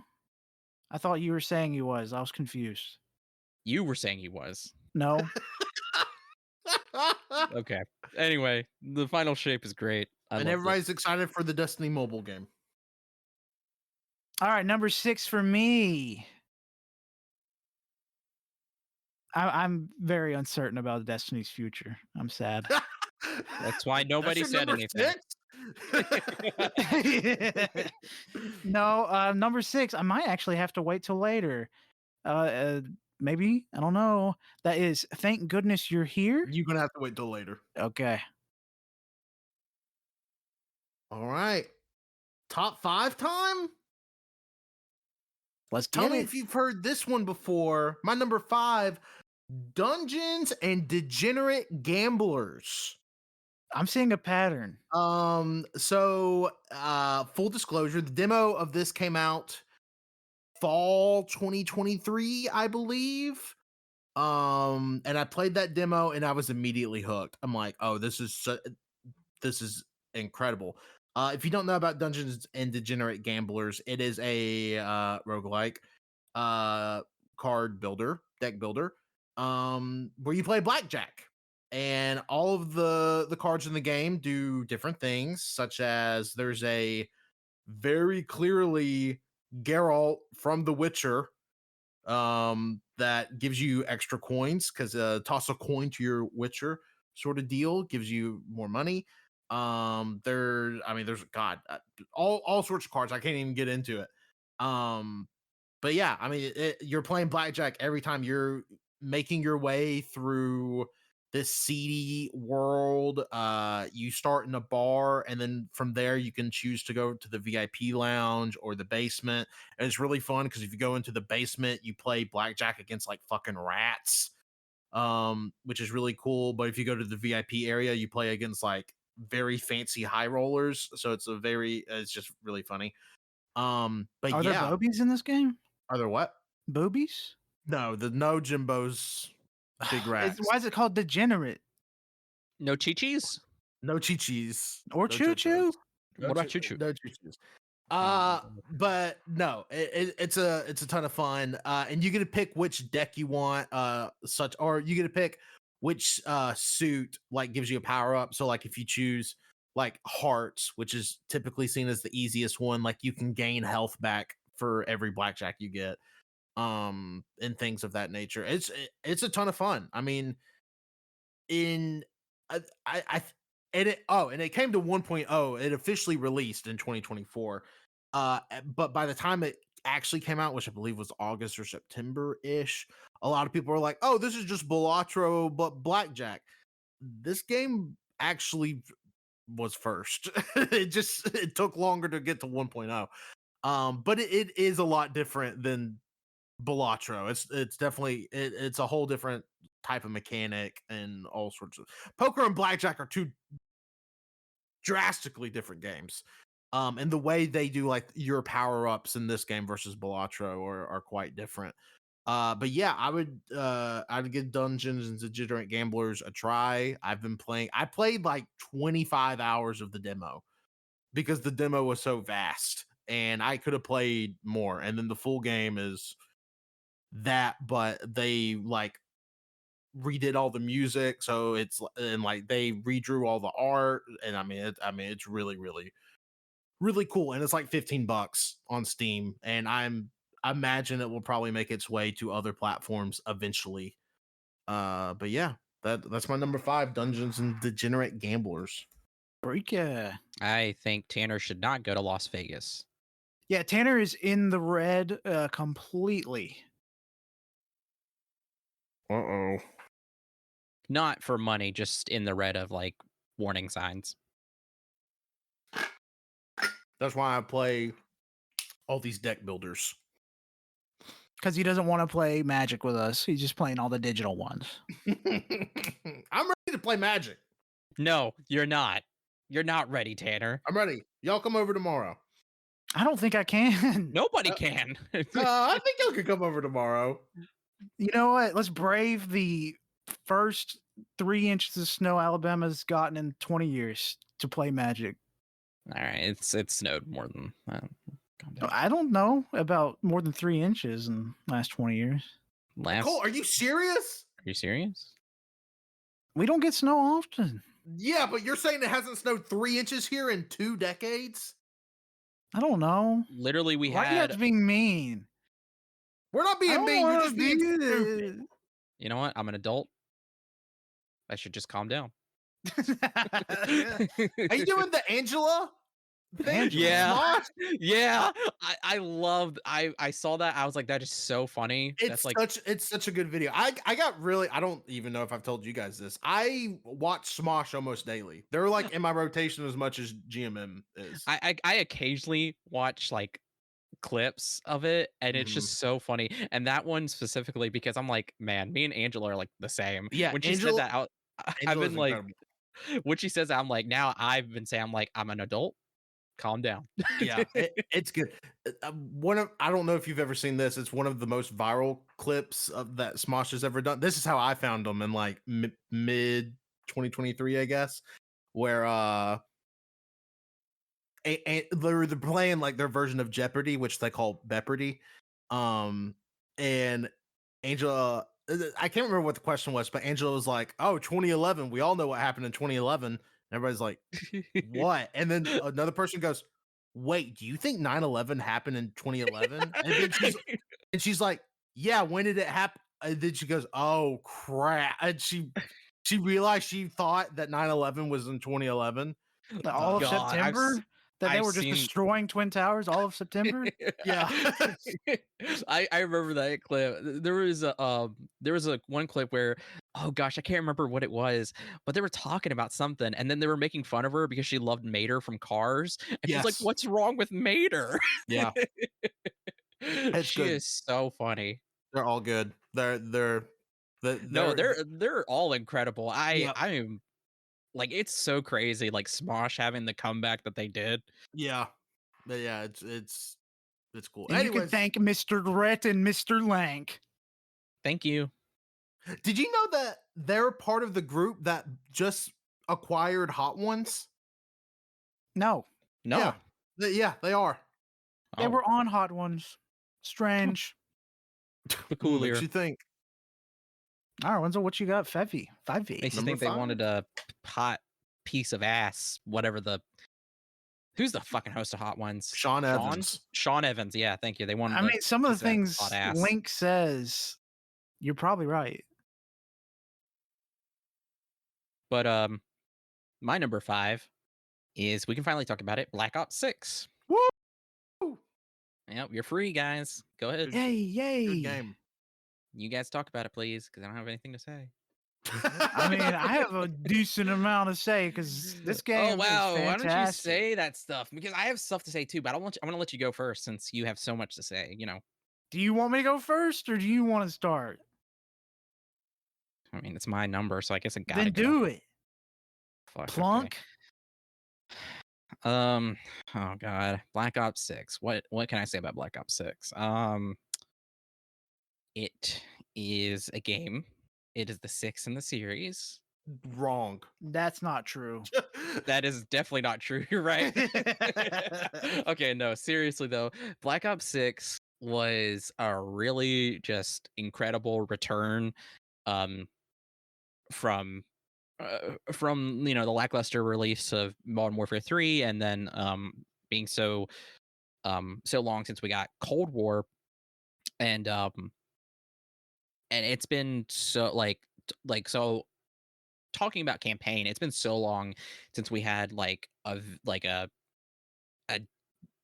a very good Call of Duty campaign, and this is a very good Call of Duty campaign. I would put it up there as like one of the best because it's really like they're really it's they're trying a bunch of different stuff, and Mhm. not only that, they're going more on the side of like doing espionage and spy shit, and then of course they have the balance of like doing your like kind of action superhero military shoot 'em up, um with kind of like a interesting mystery here with the main character you play as, Case. um it was just so different from what they've usually done, and I mean that too because there's like a section where you're in Iraq, and it's basically like the whole level is just kind of like a small open world, and they've never done that. I was very surprised by that, and then like And it wasn't just like a copy and paste assets from Warzone either, like they did in Modern Warfare 3. Technically, they did open world stuff, but it was not good. It was just bad. Yeah. And then like I said, there's a lot more stealth, and then you're collecting money throughout the game and crafting. I really appreciate like Treyarch and for Infinity Ward has, but Treyarch mostly is. I've seen them do this more or been consistent with trying to do new things. It's just so funny to me though. Like if I were to kind of harp on them a little bit, it's like it's taken them this long to kind of change it up. Um, but for the most part, it feels like a nice like I say B movie, but I don't mean in a bad way. But like it feels like the whole thing feels like a nice kind of stealthy spy B movie that's just really fucking fun and for the most part interesting, because then they also include horror elements with like psychological horror that was like again new, and they are reusing assets for certain things, but like there's this really cool sequence that's just an instrumental of 115, one of their original songs that was super sick. That whole section was crazy though, when you're playing as Case inside of a certain facility. God, that's probably I don't even. There's so many good missions, but that's one of my favorites in this game. I would say that's my favorite too, just because that was so different and like it genuinely had me scared and stressed out. Um, They need and to then turn that into a zombies map because it's it it has the flow. and then I would say my second favorite mission is the mission towards the end where you're playing as oh gosh, I can't remember her name. Jane. You're playing as Jane, Oh, but yep, like Hero. you're in her mind. That was really cool. Like I said, like they really went they're really trying hard to do something different. I appreciate that. I hope they keep up this trend. I really wish they would go more like balls to the wall, all out with it. But for the most part, they did a great job. Um, if I were to say anything about multiplayer, though, um, it's great. Of course, Omni movement is if they go, Fucking fantastic addition. They cannot remove that from the series. It has to be a staple from now it on to has have to be. Omni If movement. they Best movement in any Call of Duty multiplayer I've ever played. dude, if they remove That's Omni hard. movement, it's hard, but like I would put it up there like as probably being tied with Black Ops 3. But like if Yeah. they remove Omni movement, that would literally be a detriment. That would be a step down. It would actively be terrible. Does not need to. This is this is like the pinnacle. This is the pinnacle. This is where you need to go from here, you know? Like it's um I do hate though, something also I want to mention about the story is I do hate where it leaves off at the very end. I won't spoil it for you, but it's something I have not enjoyed with the Call of Duties is that they always want to try to continue shit in the war zone, I and I fucking hate it. hate that. I hate that. Like, don't. Why are you fucking doing that? Start and Because end a story here, and if you want to tell more, tell a side story. Tell a completely new story for Warzone, because I'm not gonna play Warzone to keep up with it. Yeah, Colt's it's gonna get banned again. it's too oh gosh it's it's so annoying, and it's so funny too because at the very end they reveal a character that was supposed to be like, oh shit, but it's just like that character has is completely unique to multiplayer and to Warzone, that nobody knows who he is or anything. So it's just kind of like, what is this? What is this big fucking reveal? Why should Nobody I knows who care this is. about this Why, who guy? nobody cares. Nobody knows who this is. So that was annoying. But for the most part, campaign was really good, and then multiplayer is really fun. A criticism though I do have for this has to be the fact that a lot of their cosmetics and stuff are AI generated. It's very frustrating. Um, it's like you guys have so much fucking money. You have so many assets. Like, can you not You're owned by just Microsoft now. You're can you not literally their biggest moneymaker, I'd have to assume. like you really had to use AI generated shit? And it's really it's really frustrating. Um, but still, I have had a great experience with the game, and so I have to include it. If I were to say specifically for the campaign, just because of how surprisingly good it was. Not Yeah. only is the campaign fantastic, multiplayer is fantastic, and zombies is fantastic. Zombies this year is probably, in my opinion, the best rendition of zombies ever, because the Easter eggs are actually obtainable for average players like me or Wenzel, because we've actually completed the main Easter eggs for Terminus and Liberty Falls. I think We're gonna calling you two average players is a bit of an undersell on your part. no For average when zombies, it comes to zombies. when it comes to zombies, because Because this is the first time I've ever completed a zombies Easter egg. And yeah, the I would have only never been able to do it probably without the guided mode, a directed mode they have now. yeah, the only time we ever got like super into doing the Easter egg and like got super close is we tried it once in the first zombies map for Infinity Warfare, Zombies in Infinite Warfare, Spaceland. Zombies in Spaceland. That was it. Like we got super into that. Other than that, we've never really been into it. And then the really only reason is because of the directed mode, which I think also is a staple. I think that needs to be done from now on because like not only do you get to complete the Easter eggs, but like if you're a trophy or achievement hunter, you actually get the trophies and achievements for those. It's just that if you were to for directed mode, they released the map like a month after the map releases for directed mode, so that Easter egg hunters can hunt without worrying about spoilers or just someone beating them, because they usually treat it as like a race for every new zombies map, and I love to keep up with that sometimes. Yeah. Well, hell yeah. I mean, the only thing I want to add is I haven't beaten the campaign, but what I've played of the campaign is really good. I was a huge fan of the mission where you're at like the fundraiser event with Bill Oh yeah. Clinton, Yeah. and you get to pick like various different ways to like gather your intel or what you need, and there's a ton of different ways to beat the mission, and then you have to like fight your way out of the mission, and like there's the cool motorcycle ride at the end. It's Little just a Caesars. huh Little Caesars. Little Caesars. In that mission, there's a Little Caesars. Like pizza? Yeah. That's that mission, right, Wenzel? um Shit, I don't know. Probably if not. No, If I it's a think it's Little not. Caesars, I missed it. okay There no is a Little it, Caesars it, at some point. it might be that mission just because you're in a it's like a there's a shopping complex or whatever. There's restaurants, so there probably is a Little Caesars. I don't know. I wasn't looking for a Little Caesars. I was playing the game. Oh, I mean, it's pretty fucking clearly, obviously, Little I was playing the Caesars. game, Colt. Yeah, I was playing the game. Oh my But gosh. I thought that mission was fantastic. I hope they do more shit specifically like that mission. Yeah. Give us like branching paths too. I Yeah. mean, not technically branching here because you always get the same result, but different ways to do it. Different ways to do it because I absolutely loved it. Multiplayer is some of the most fun I've had in multiplayer in literal years. And I've never been a big zombie guy, but I've played zombies with Colt and Wenzel. I had a fun time, but also just the maps, all the new maps. I don't think there's a single map I hate, which is pretty rare for a Call of Duty game. And I think Stakeout may be like my favorite Call of Duty map ever.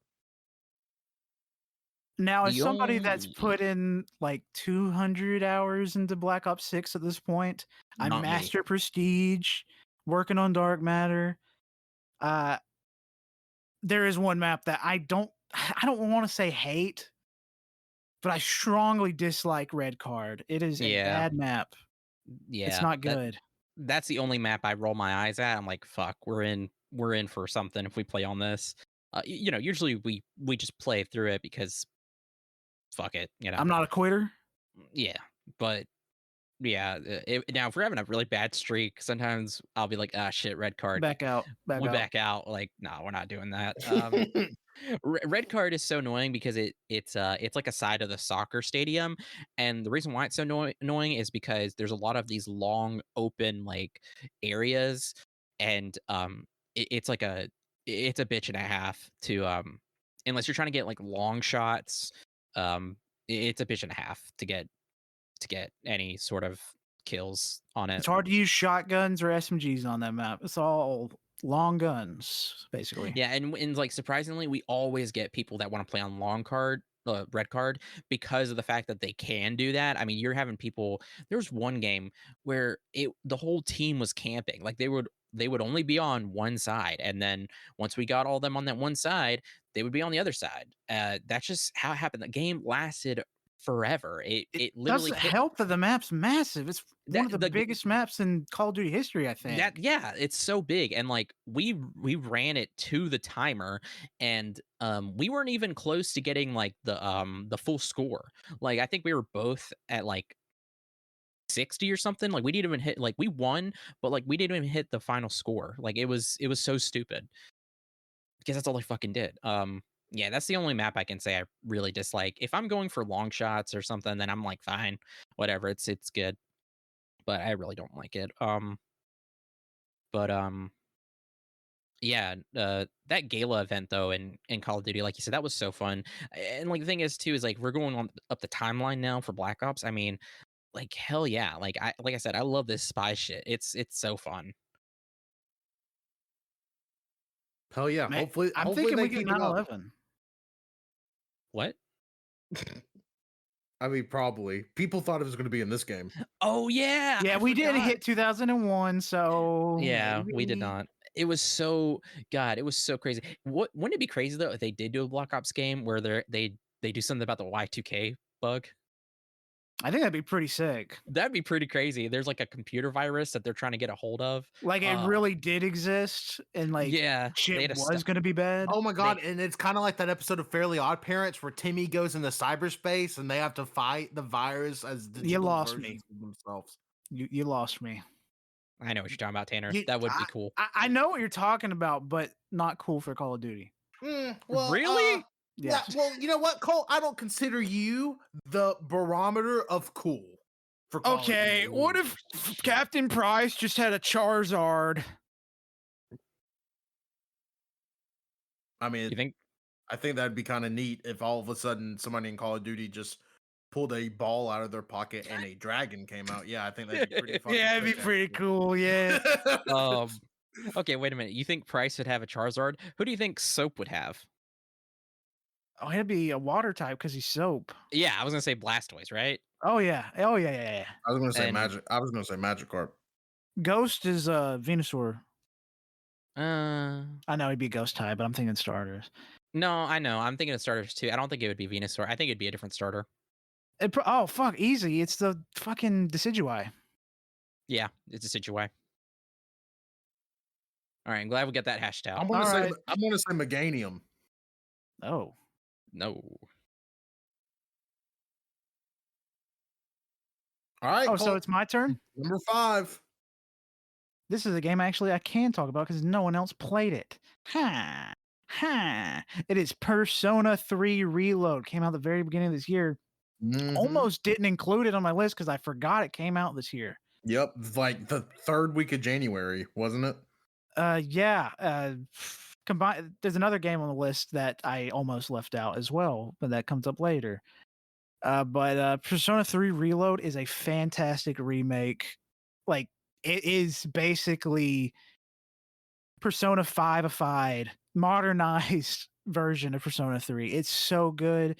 Don't say that fucking Persona 3 portable is the best way to play Persona 3. It's not. This is fantastic. I haven't 'em. touched the DLC, which is only purchasable if you buy the season pass. I haven't touched it because of that, and I think that's stupid. Sell it separately, you stupid. That was a bad decision in Atlas. It was very dumb that they had to. You have to buy the DLC to get the pass to get the DLC. That is dumb. It Yeah, I is. also think it's dumb for Atlas to try to hold up the world.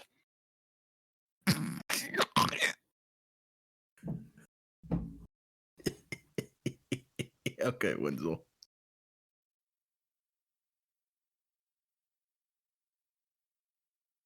Tanner, What? is it not your turn? Oh, yeah. So I didn't know you were done. My number 4. Tell me if you guys have heard of this one before. Pokemon TCG Pocket. Oh my Oh god. my gosh. Uh, Oh my god, are you serious? I have been. I Are you was. serious? I was excited for this game when they first unveiled it at the Pokemon Presents in February, and then it came out, and I was like, oh, cool! It's just going to be like a little card collection game. You get 2 free packs a day. That's cool.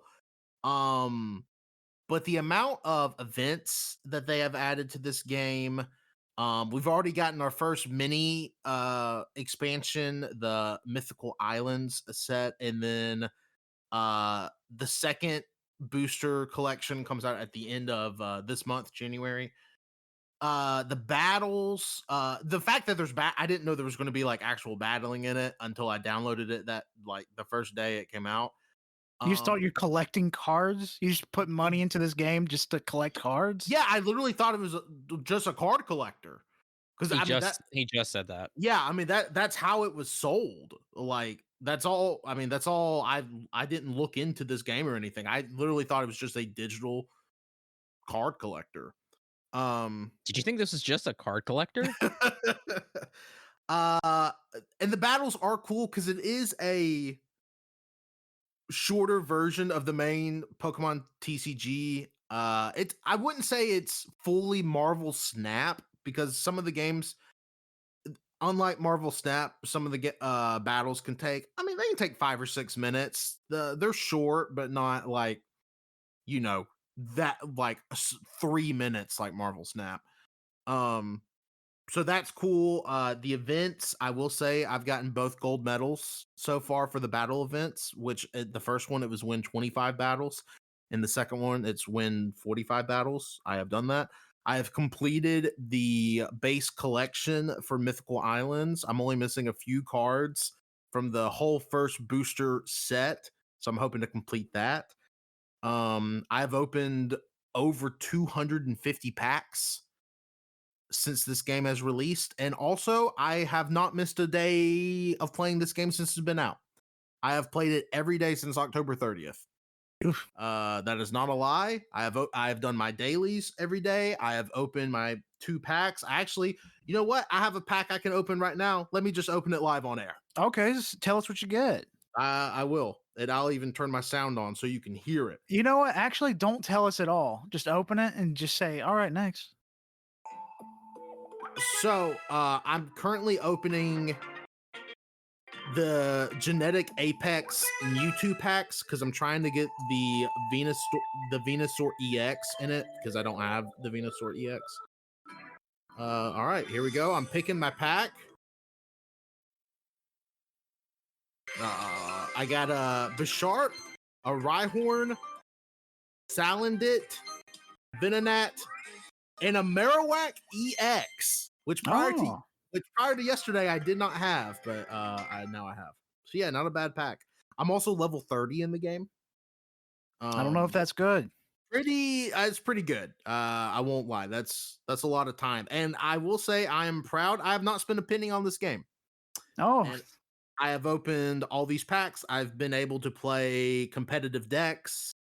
I've been able to counter pretty much any meta deck I've wanted to. My one complaint about this game, I don't like that you can only make 15 decks. I feel like you should be able to make way more than 15 decks, and maybe they'll expand it once another set comes out because I'm almost at my max limit of decks, and we're about to get like another 200 card set. sounds like you're gonna have to sacrifice a deck. So it sounds like you're gonna have to get rid of some decks, yeah. But yeah, I mean it's I mean it's not perfect. There's obviously things they could improve on. But yeah, like wow, what a mobile game experience. I have not played a mobile game this much since I got really into Princess Connect R during COVID, which I played every day for 10 months. But yeah, Pokemon TCG Pocket is incredible, and I love it.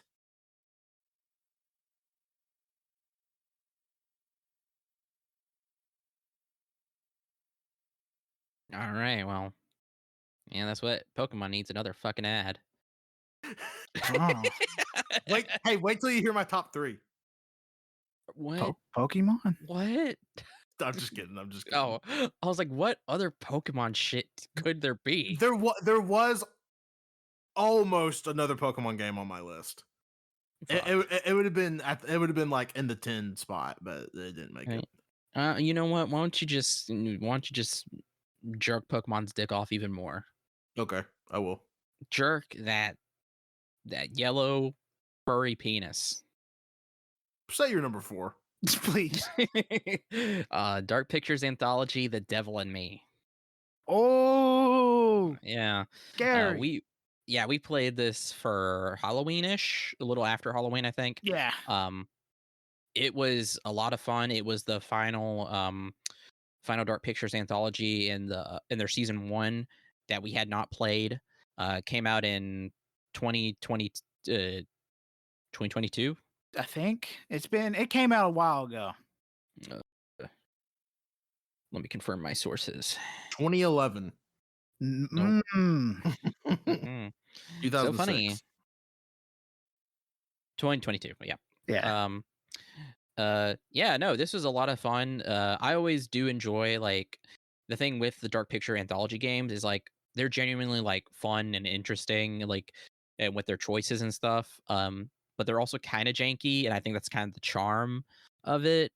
And the story is like very not great, but they're still very fun. Wow, I just said all this shit and you just completely derailed me. Okay. Damn, get them. It's not that they're bad. They're like B movie. Like yeah, horror they're films. like B movie horror. And this one is this one takes and for the most part, like, they all are based on real life, like, kind of legends. This one is Holmes. Yep. H H. Holmes. Yep. And his murder castle, and it's basically a riff on Saw, kind of Saw, and kind of a slasher. And that was really fun. One of the characters is played by Jesse Buckley. I'm trying to think who are the other actors, because there's another one that's famous. I mean, I think all of them are pretty well off. Maybe. No, I was thinking of something else. Maybe I should look this up beforehand. Sorry. Yeah, maybe you should have. Sorry. But this game was pretty scary because, like Wenzel said, you're running from this killer this entire game, and let's just say we lost a lot of people. I was gonna say it was so funny because, and I tried to look up the cast on the Wikipedia, but they only have Jessie Buckley listed because, you know, she's a big actress. But everybody was great. The whole cast was fun. Yeah, we only had, I think there was like 6 people.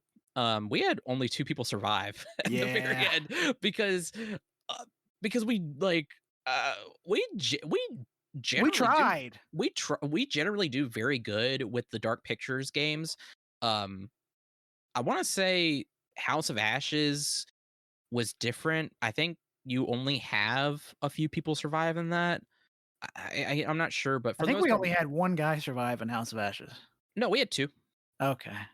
We had 2 guys. But I think for the most part, like, I think Little Hope is different because Little Hope, I think it's just, spoiler, I think it's supposed to be just one guy. I'm not sure, but we generally do pretty good. We try. And for this, like, we just, like, we were like, what the fuck? And it was so funny because the curator, who, like, always, like, kind of is like the intermission sections, whatever, he'll always do this thing where he's like, do you need a hint? And so you'll say yes. It's like, okay, well, here you go. It's a fucking riddle, and it doesn't help. It's never a bad helps. riddle. And, like, I'm curious, I should have looked it up. Does his shit actually mean anything when he says it, or is he just fucking with us? Because I feel like every time he's given us, like, a hint, it's just the most base generic thing, and it's just like it doesn't do anything. It was so funny because there's, like, so many of these, like, these Saw style, like, traps or whatever, and you like you have to make choices, and it's so fucking. It was so frustrating. But it was also like again genuinely funny with like B movie vibes because there's also um there's a character he's like they're doing like a show and he's the director and Colt was playing as the sound girl, the sound woman, and and she's also basically like his assistant and so like you get like one person will get paired up with an NPC and then one person gets paired up with another NPC and that's who Colt was paired up with and the entire time you can just hear the guy screaming about how he needs a cigarette, being a fucking fiend looking for cigarettes, and me and my character are like we got to figure out what the fuck is going on in this house. Wow, I just hear guys like I need cigarettes. Yeah, there was a good 30 minutes of Wenzel trying to figure out stuff while my guy was hunting cigarettes out of a machine. It was pretty damn funny. That's Yeah, awesome. that's what it was. He was fighting a fucking cigarette machine the entire time. The 30 minutes while I'm doing investigative shit. Like, and they're just punching him. He's just punching a machine to get cigarettes. It was so funny. And you bet your ass I was the one that putting in all those inputs. I didn't really have any other choice, but I did do it. Yeah. No, it's always a great time too. I always call bullshit. But now after Black Ops 6, I've realized my controller has a very bad stick drift. So yeah, that probably fucked us over a little bit. That probably with some of the commands fucked us over, which makes me so sad. So I got to get a new controller. But yeah, no, it's always an intriguing time. I still House of Ashes for me is still my number one. Oh yeah, with the alien shit, it's too good. So fucking good. And then I would say this is probably like when I thought about it more, it's probably my number 2. So I'm trying to think. It's House of Ashes, Devil in Me, Man of Medan, and Little Hope. Yes. There's only 4, right? Yes. Is there a 5th I'm missing? I mean, there's one coming up for the next part of the anthology. Yeah, no, me and Colt are so excited for season 2. Something that was also really cool is that every time you beat one of the episodes, they will give a teaser at the end for the next one. So I'm glad they kept that up with this as well. Very excited because this one takes place in the fucking future, far future, in space. Yeah, it just looks sick and straight up my alley. I need it. Yeah, I've never gotten tired of anything Supermassive Games has done. I love Until Dawn. I want to play The Quarry, and even that Frank Castle game that just came out. Not Frank Castle, that's Punisher. Whatever the Castle game is, it's based on Dead by Daylight, I think. But it's a game that's in the same vein as Until Dawn or the casting of Frank Stone. Yeah, Frank Stone. Yeah. But yeah, nobody does this kind of like this B movie horror with choices like Supermassive Games. I'm so happy they exist. Are y'all gonna go see the Until Dawn movie? Actually, yes, because I don't know if Wenzel knows, but it's not adapting the game. It's going to be a different story now. Yep. I did not know that. And it comes out recently announced. It comes out in like 3 months. That changes everything. Okay. I mean, it could still be dog shit. Yeah. I'm interested. I had no interest originally, but now I have interest. Okay, cool. Well, but yeah, that's my number 4. All right, Colty, number 4. Number 4 is one of the games that I forgot about, but glad I didn't forget for my final list, and that is Like a Dragon: Infinite Wealth. Another January release. Yup. I put over 100 hours in this game. I absolutely loved it. Fantastic game. Only thing I didn't really care for was the ending. I talked about this in the Game Awards episode. It's just, I'm not happy we didn't get Kiryu's cancer situation settled. I was kind of hoping we'd get a definite Kiryu's dead, Kiryu's fucking retired, something along those lines. Yeah. We didn't get that, but we did get Kiryu in a chair, skinny as shit, gaunt as hell, and that was the ending. Very sad. I'm very curious where they're gonna go next for Like a Dragon 9 or Yakuza 9, whatever the fuck they're gonna call it.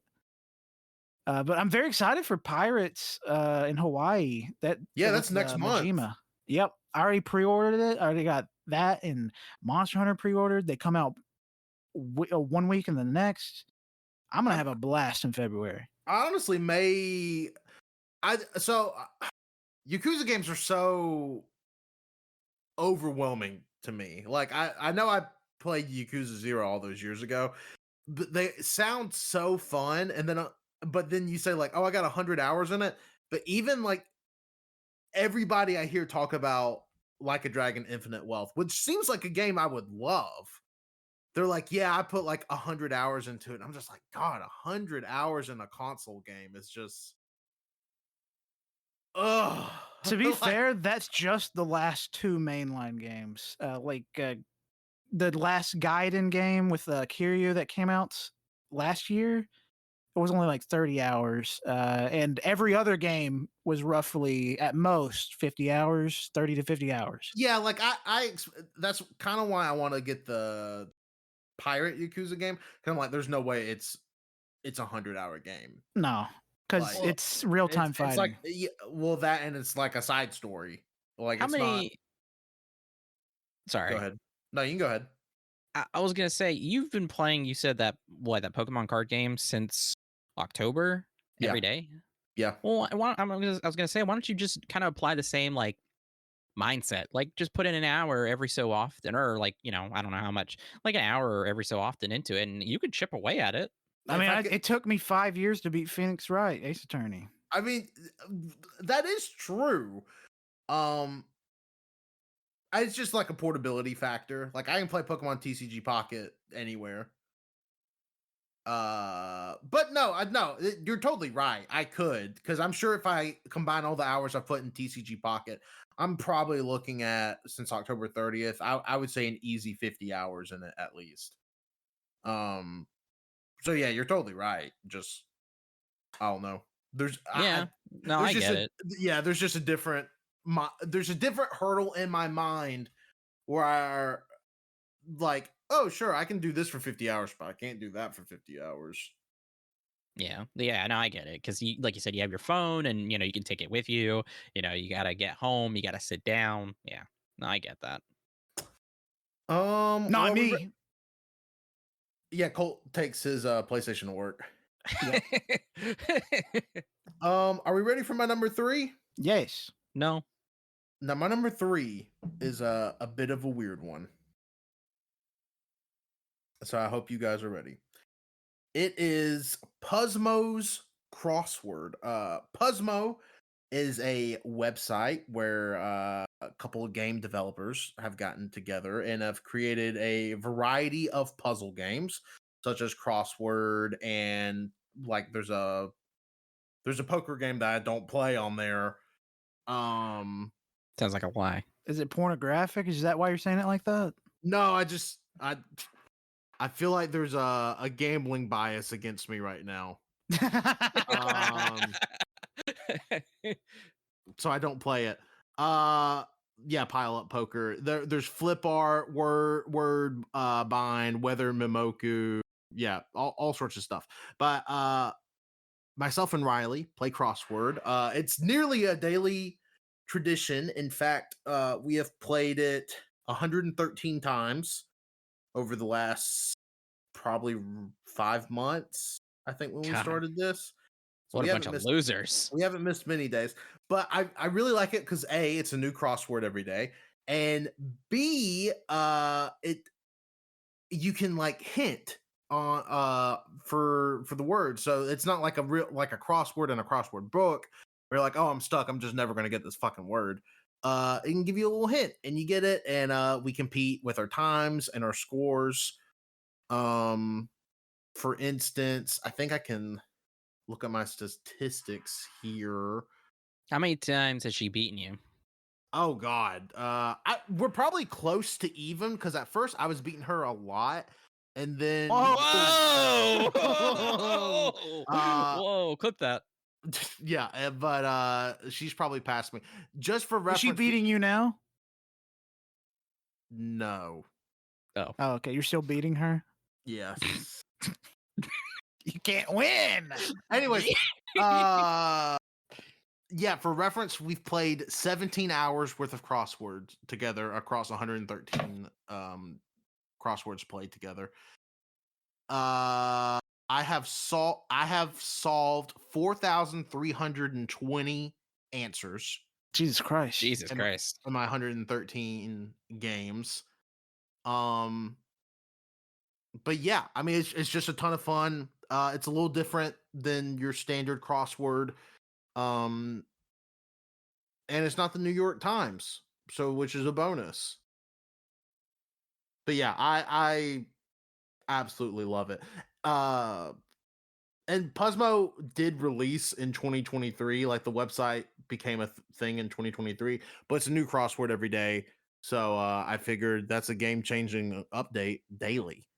Hey, I mean, if you said Fortnite, I'd be okay with it. Yeah. But which Yeah. hey, wait for my number 2.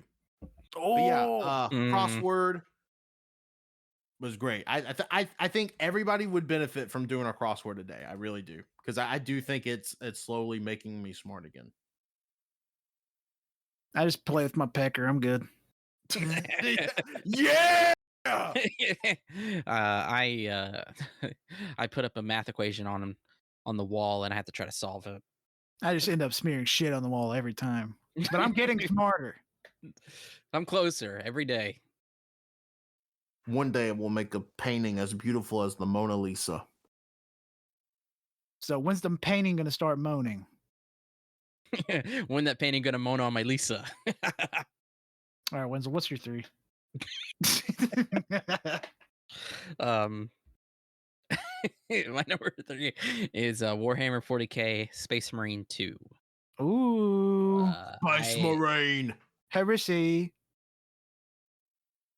I had a great time with this. And me and Colt playing it together. Colt must have hated it. Didn't even make his top 10. Yeah, it did No, not. I liked it a lot. I just liked other games more.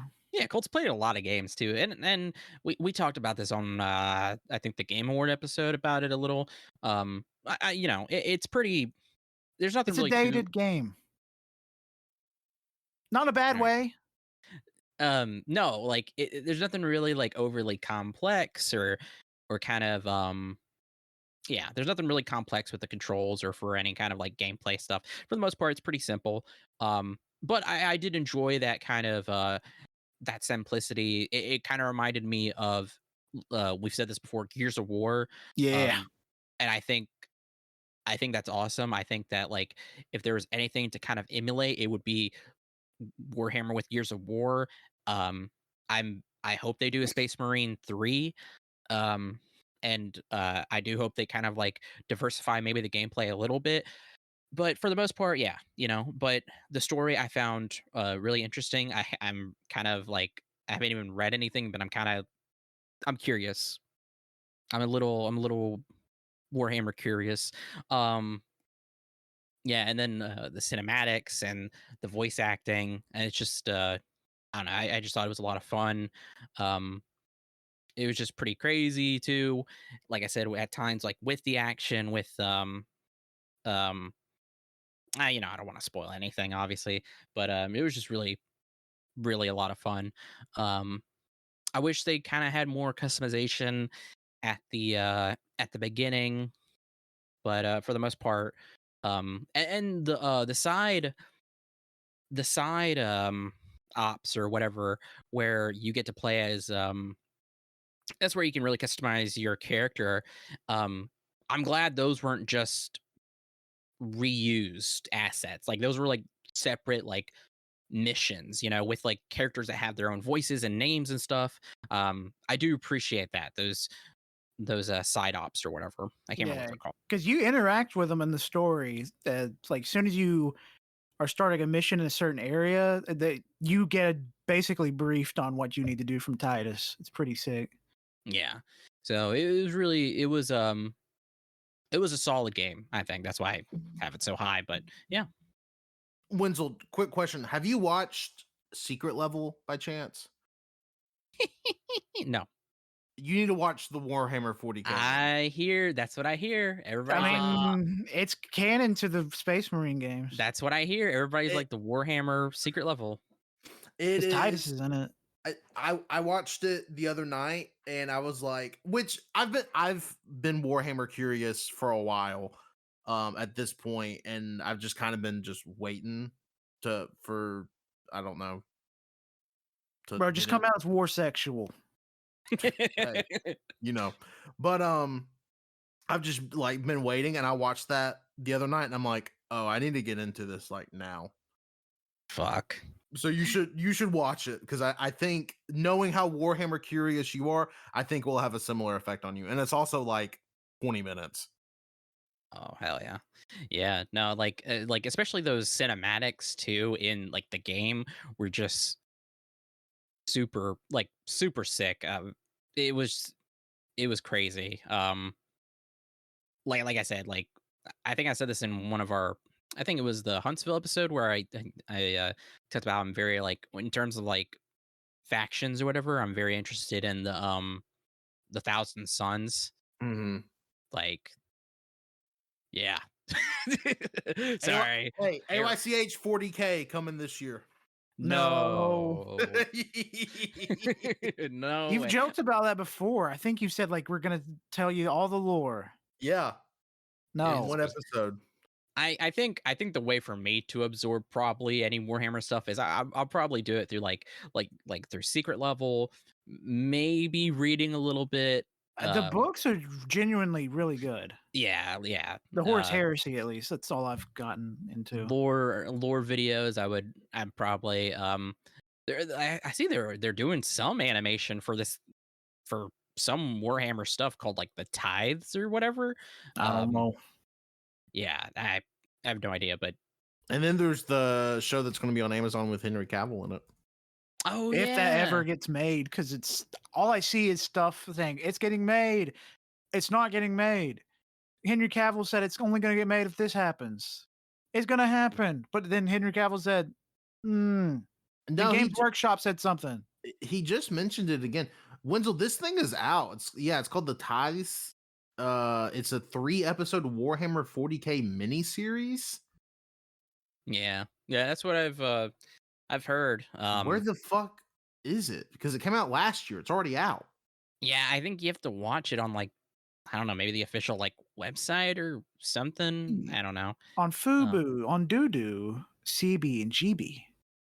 Yeah, those streaming services. So is my number 3? Yes. Number 3. This is where I got hard. Oops, twisted. No, I meant to say it was hard.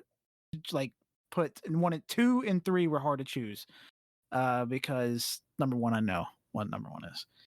But 3 for me is Astrobot, the cutest little robot, the new PlayStation mascot.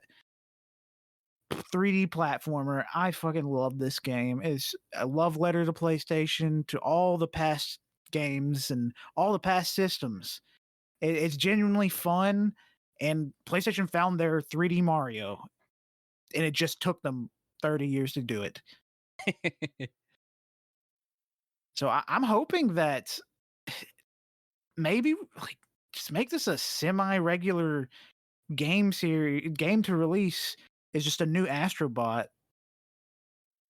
I feel like that could be possible. Just reuse some assets, because you don't really have to recreate new bots every time. Just bring over already made ones, and No, make new bots every time. that'd be a lot of work. Make a new console. But just release a new Astrobot game every 2 years. I think that would be very nice.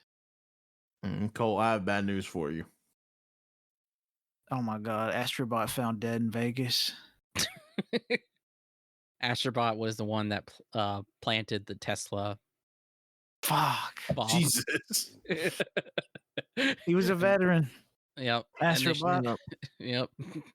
Rest in peace. The Cybertruck is so cool. It's like I'm in Halo. Sorry. That's not a PlayStation exclusive. That's what you're Astrobot right. said before they died. You can be Master Chief in Fortnite on PlayStation. That's true. I gave PlayStation money so I could buy Master Chief. That's fucked up. I hope Microsoft saw a little bit of that. They definitely did. Good. Y'all ready for my number 2? No, because I'm ready for your number 2. Give me that poo. Whoa. My number 2 is something that Colt mentioned earlier. Thank goodness you're here. Oh yeah. God. Perverted little game. But yeah, absolutely sexual deviant of a little game. It's like 2.5 hours long, so already great selling point. And God, it's so funny. It's genuinely probably the funniest game I've ever played. It's like a cracked out British version of Untitled Goose Game. All like every character in it is hilarious. Even the character you're playing as, who does not speak in the game. No. The only he's the size of a lemon. Yeah. The only action you can do is slap things. I mean, God, like getting sucked into if you're not getting sucked into a keg, you are digging through the ice of a fish mart and punching or slapping cigarettes out of the fish.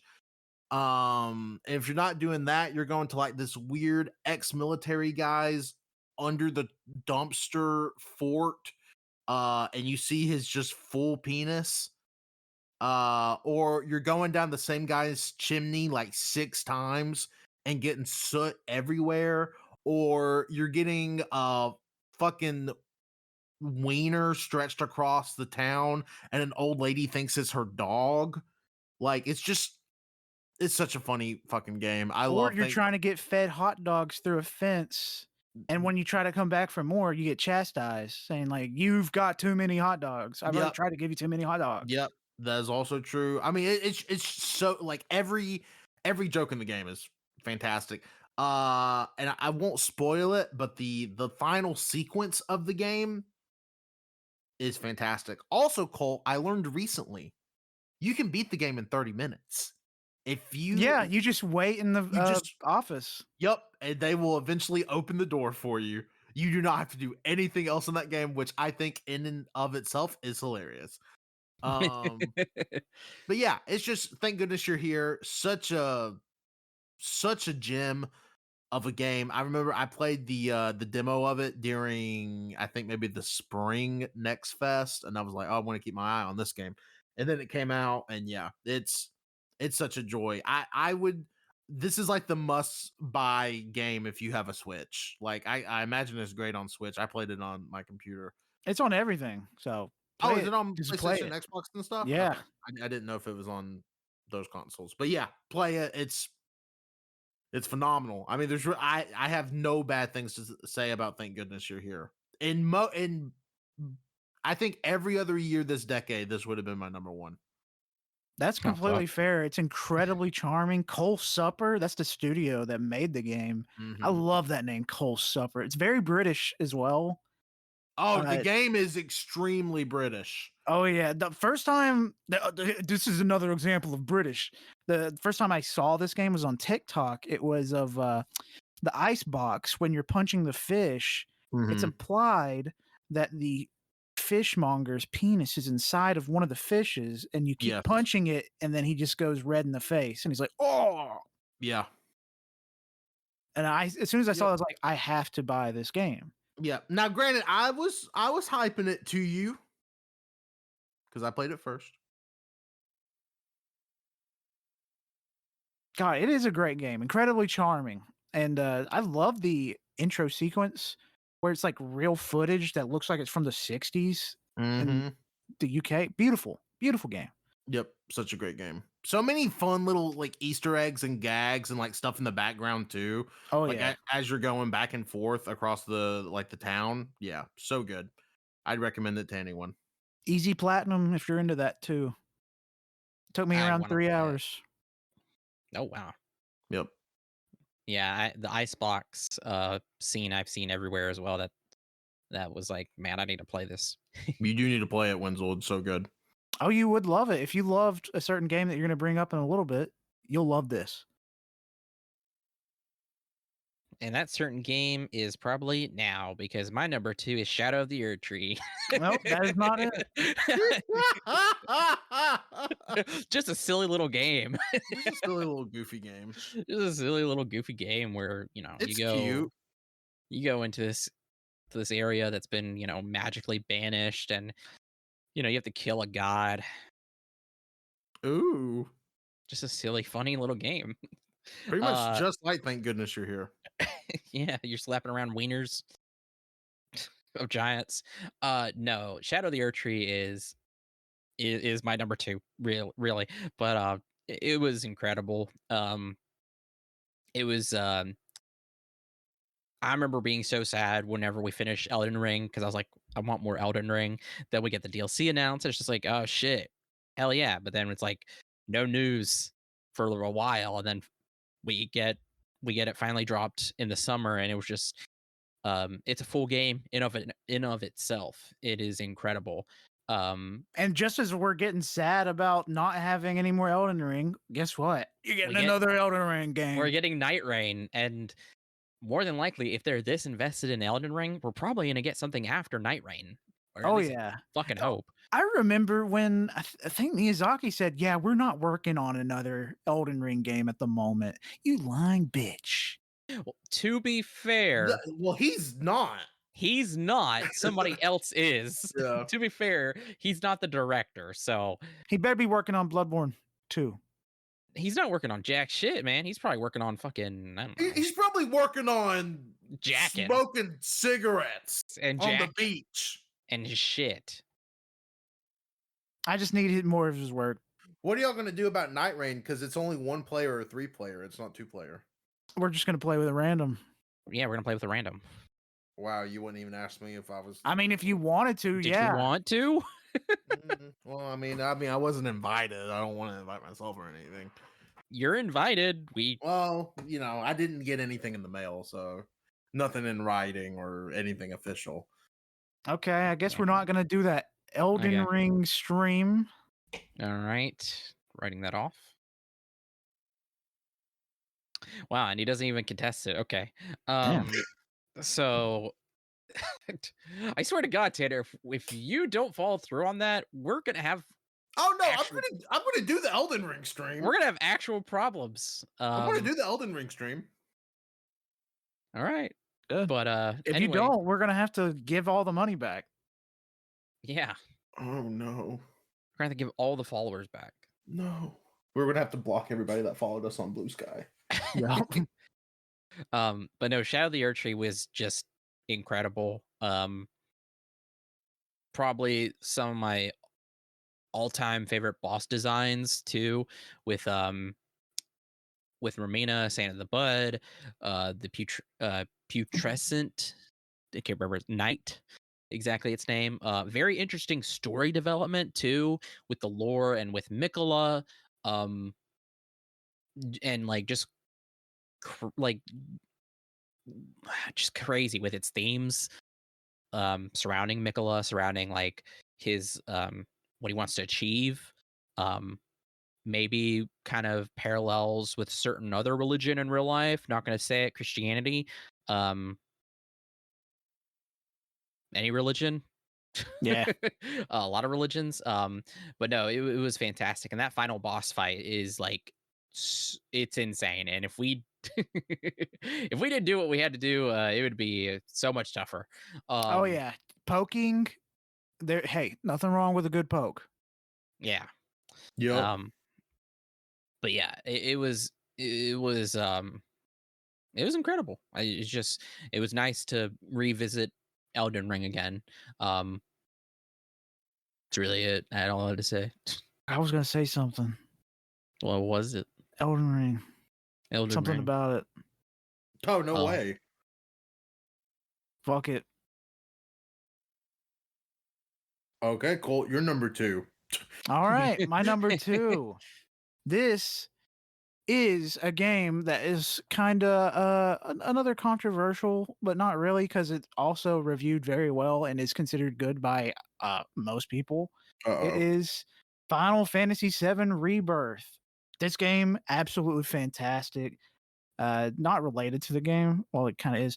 We saw Tifa and Eris voice actors and at Comic-Con, and that just made me love the game more because both of them are pretty cool people. It was fun. That was a fun panel. But Final Fantasy VII Rebirth, I love the game. I understand that a lot of people dislike the open worldness and like splitting the game up into 3 different games. It's not meant to be a remake. I know it's technically a remake because it's called Remake of the first game, but it's not Final Fantasy VII, guys. It's a completely different story. Look at it as like a alternate timeline situation, especially with the fucking wisps. I'm tired of all these people saying like it's too damn long. Why split into 3 different games? It's because they're adding shit, okay? And they're expanding on certain things. And I think the expanding on certain things is really sick. And I really fucking love this game. Also, that ending, absolutely devastating. They're still keeping key story points from the original game, but they're adding new shit and also changing some shit. It's very convoluted if you don't know what the fuck I'm talking about. Hey, Colton, I'll be honest, I don't. That's right. I will Hey, say Colt. I did get annoyed with Chadley, that little shit. Every time you'd go to any of his points of interest, he would just stare at you for a solid 3 seconds before talking. It was Millennial Pause by a guy named Chadley that looks like a little boy. Chadley. Classic Chadley. I was gonna say, is Chadley a child? Yes. God. Have you seen Chadley? No. He's a nice guy. It's just funny how he just pauses staring at you. I would hate him. Yeah, I feel like I would. I feel like we could beat him with hammers. I mean, he's like a Shinra robot guy. And he's like a combat training guy. I don't think you would. 2 hammers? Maybe. Are we ready for my game of the year? Yes. And if you paid any attention, you already know. So We got to go with Balatro. It has been in the number 1 spot since February. God, I don't know. This game is perfect. I'll say it straight up. It's perfection. I have not felt about a game since Tetris Effect. I think Balatro will go down as not only a hugely important game. I think even in a few years, we're seeing an end of the decade list. I think Balatro will be extremely high on it. It's perfect. I don't know what I can add to the conversation about Balatro that has not already been said by every person ever for the last 10 months. But I love it. I recently bought the mobile version. I'm a little embarrassed to say this. I've had the mobile version for 2.5 weeks. I've put in, because I added it up on my screen time, 37 hours in 2.5 weeks. It's not embarrassing.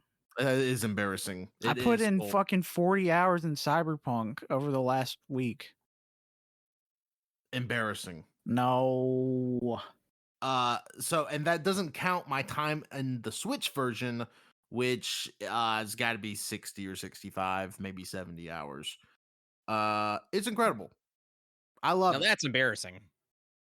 Yeah, showing care, love. Ugh. It's perfection. Balatro is style. Balatro is grace. I love Balatro. Balatro loves me. And I believe in the heart of the cards. And one day I will complete gold stake on every single deck in the game.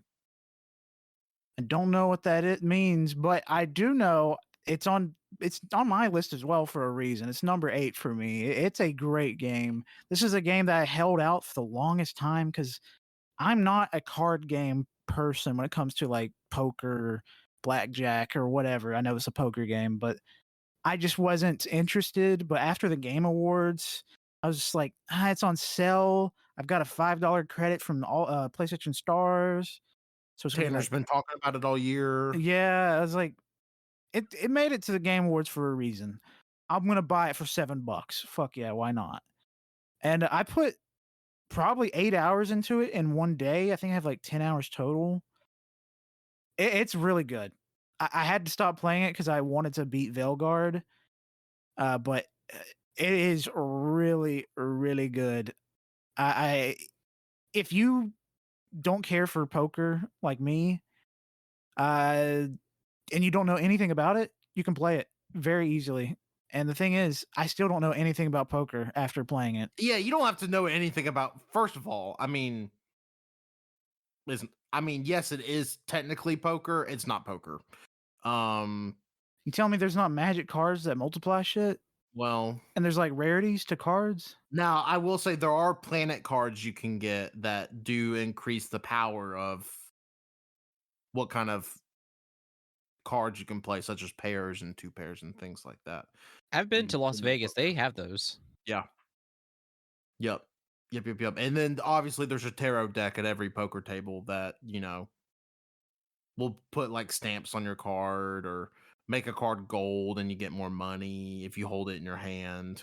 So And I saw one they table rip with a 'em up? guy with like fucked up teeth, and one guy had a shotgun. That was crazy. are you talking about buckshot roulette again?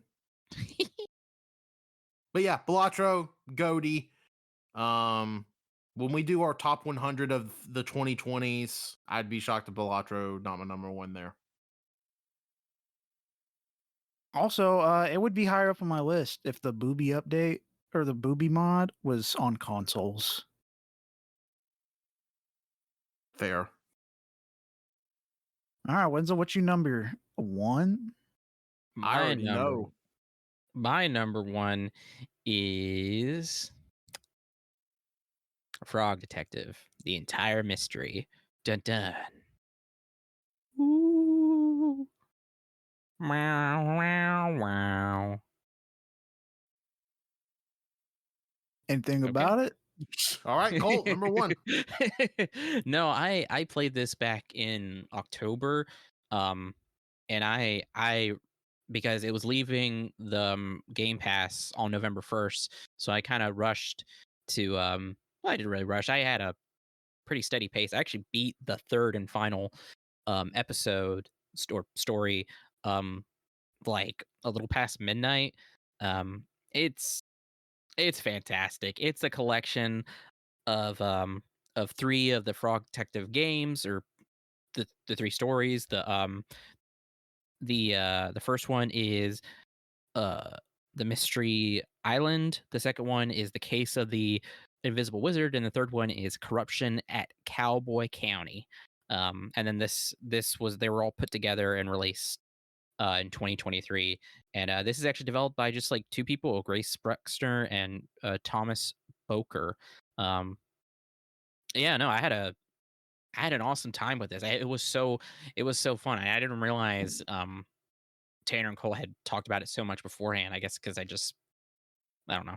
Tanner talked about it a lot years ago, talking about how he played it on Steam. It's been a while. Yeah, And, I think I played it like a year or two ago and beat it. It's great. Yeah, the Yeah. first. Oh, sorry. I was just gonna say I beat the first two when the second one came out. So I think it was like 2019 or 2020. The first one came out in 2018. The second one came out 2019, and then the Yeah. third and final one came out 2022. Then it's Yeah, 2019. and I got all the achievements for it on Xbox, and I mean I love it so much. I'm going to play it again on PlayStation just so I can get all the trophies, and then I honestly kind of want to buy the physical to play it on Switch. Do it. It's just a great time. Like I don't know what's like. The designs are so simple, but like they're so fun. There's no there's no voice acting. It's all just text when they talk, but like the humor is just incredible. It's very wholesome and funny and charming, as you guys have said. I mean, I would say wholeheartedly, like the last one is my favorite because it's like a culmination of everything. It like it also has this fun song that Grace Bruxner sings herself. That's incredible. Um, It has and in the last one, you're freaking you get a scooter and you can do like tricks and stuff and scoot around town. There's even like in with the collection, it comes with like an alternate like just scooter game where you're just frog detective and you're in a skate park or whatever. Um, it's just incredible, and I love how every mystery ends always with a dance party. Um, and like God, there's just so many fun things too in the final one. I don't want to spoil for anybody. I highly recommend just playing them because they don't take up much time. They're just a lot of fun. It's just one of those games that like when I think about it, when I played it, I got so excited and so happy. And when I was done, I got really sad. I want more, but at the same time, I'm like, feel completely whole with this, but I don't know. I want more Frog Detective. I would love more Frog Detective. Amen. Like I said, if you like that, I think you'll really enjoy Thank Goodness You're Here, because it has the same kind of charm. It's not the same, but it's it gives off the same vibes. Yeah, because like Frog Detective is pretty much E for everybody. Like, there's nothing like too like raunchy, but like it's it's still just so wholesome and just a great time. Um, and then also too like the like aesthetics and style too, like like again the humor. They'll have like animals and stuff or like critters that make up the map or whatever, and like they just have little googly eyes on them. um they'll have grasshoppers, but the grasshoppers, for the head, it's just a photograph that they cut out of a I it might be Grace's own face or maybe somebody they know. They just cut out their head and put it on the grasshopper.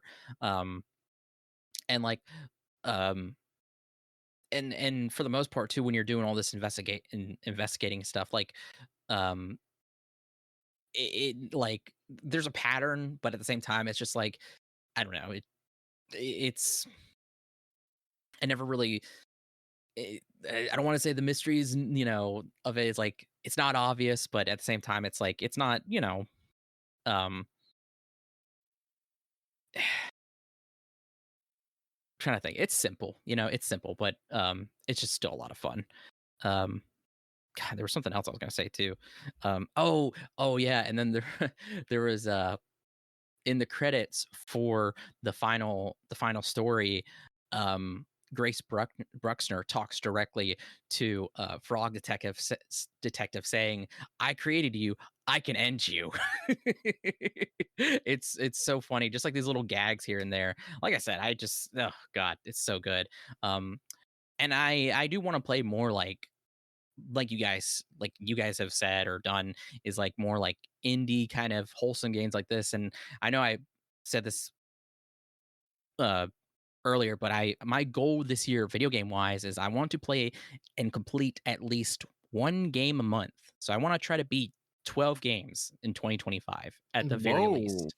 Yeah, I know. So, I have a lot of games I've started. I have a lot of games I haven't started, so I have a lot to choose from. We're currently, close to the middle of the month. I have time, um, but yeah, that's one of my big goals and challenges for myself. And yeah, Hey, like I said, download Thank Goodness You're Here now or tonight. You'll love it. You'll have a good time. I mean, Mhm. we're gonna be snowed in, so Yeah. Yep. Well, And thank goodness you're here too. Also, I mean, yeah, you can beat it in one sitting.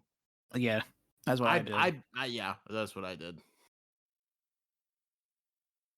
All right, you ready for my number one, game of the year? Yeah, I know what it is. Yeah, I mean, I kind of said it on the Game Awards episode, but it is Metaphor Refantasio. It is Atlas at its best. It's insane that they released. Oh, that's fucked up. That they released two absolutely banger RPGs in the same year. To be fair, Persona 3 Reload's been in the chamber for a while. They just finally pulled the trigger this year. And they published Unicorn Overlord.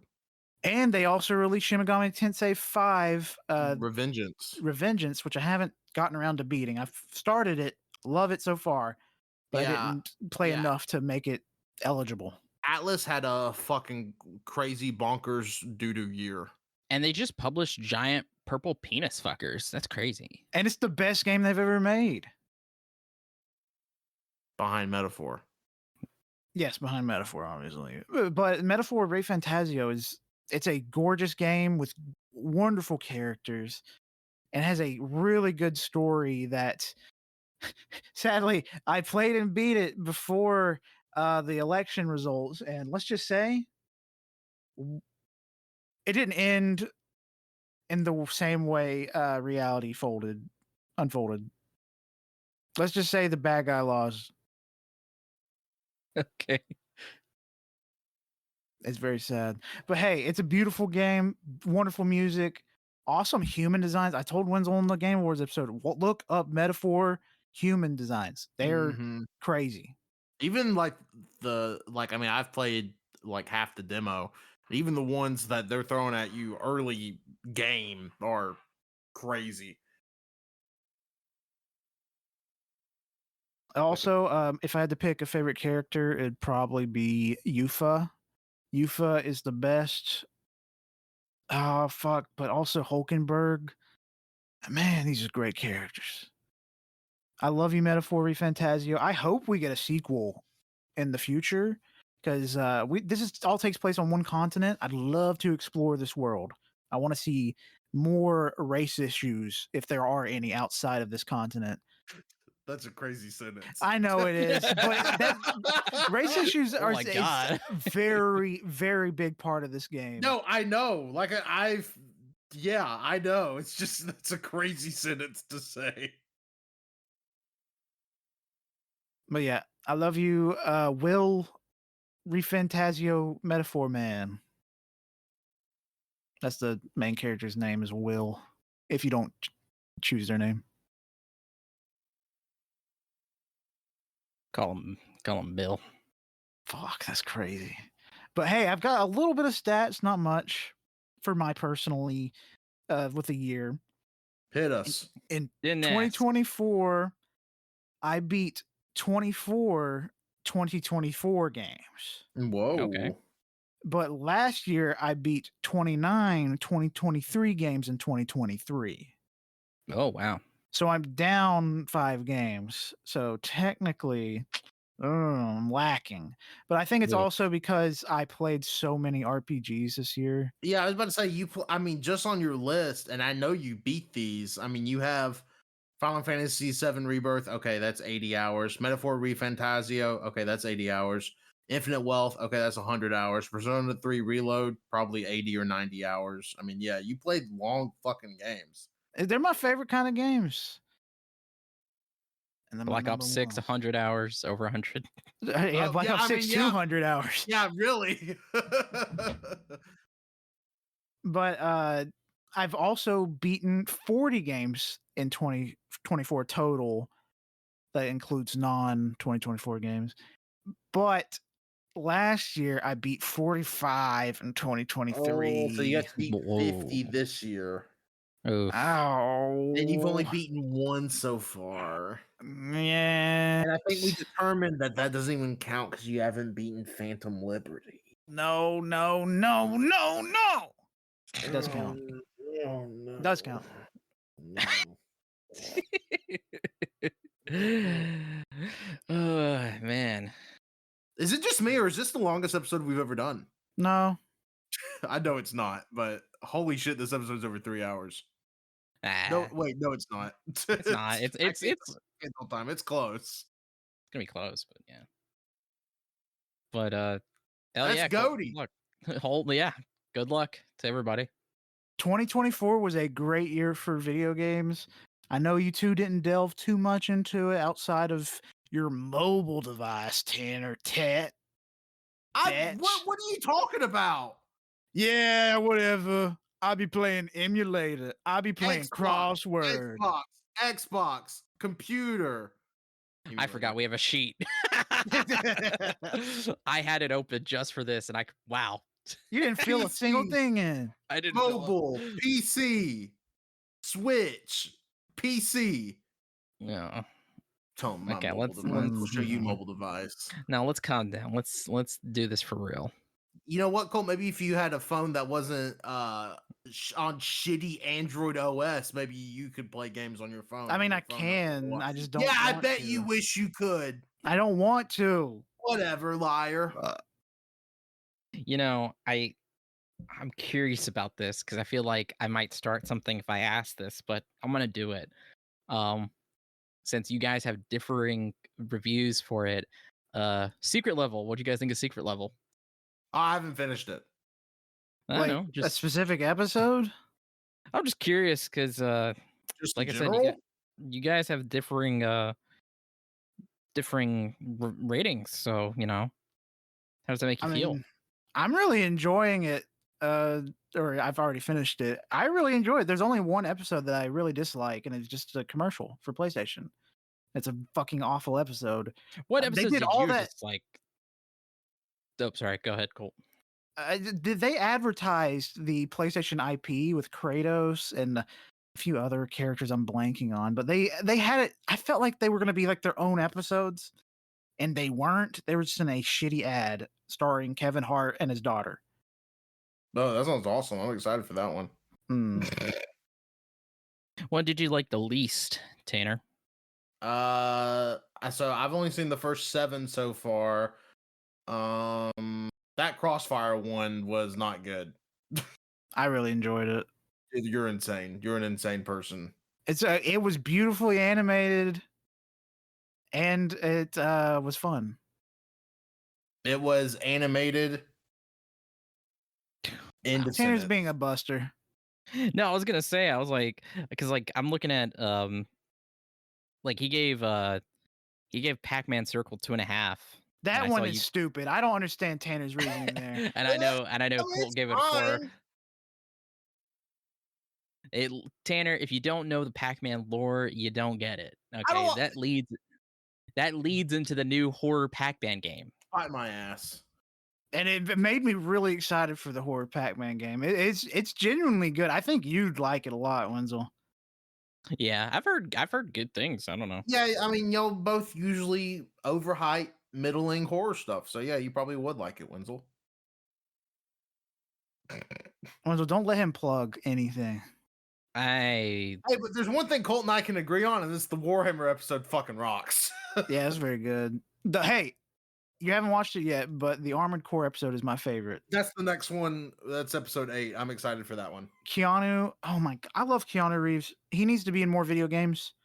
He really does. He's also so good. The New World one was really good. Arnold Schwarzenegger. He was very funny in it. That was a very surprising one. Yeah. Same thing with the what's that Bethesda game or Obsidian game? You haven't watched this episode yet. Obsidian?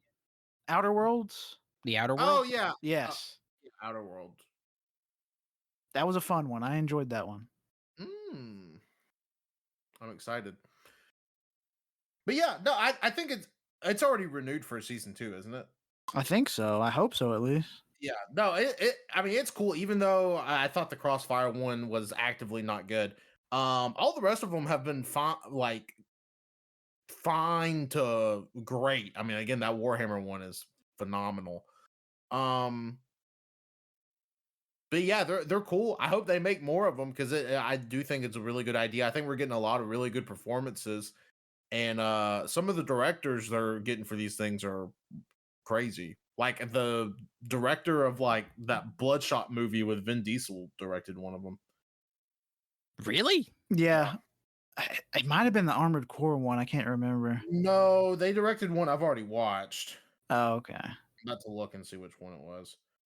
But hey, if you enjoy something like Love, Death, and it was the Warhammer one. Oh, okay. Oh, okay. Yeah.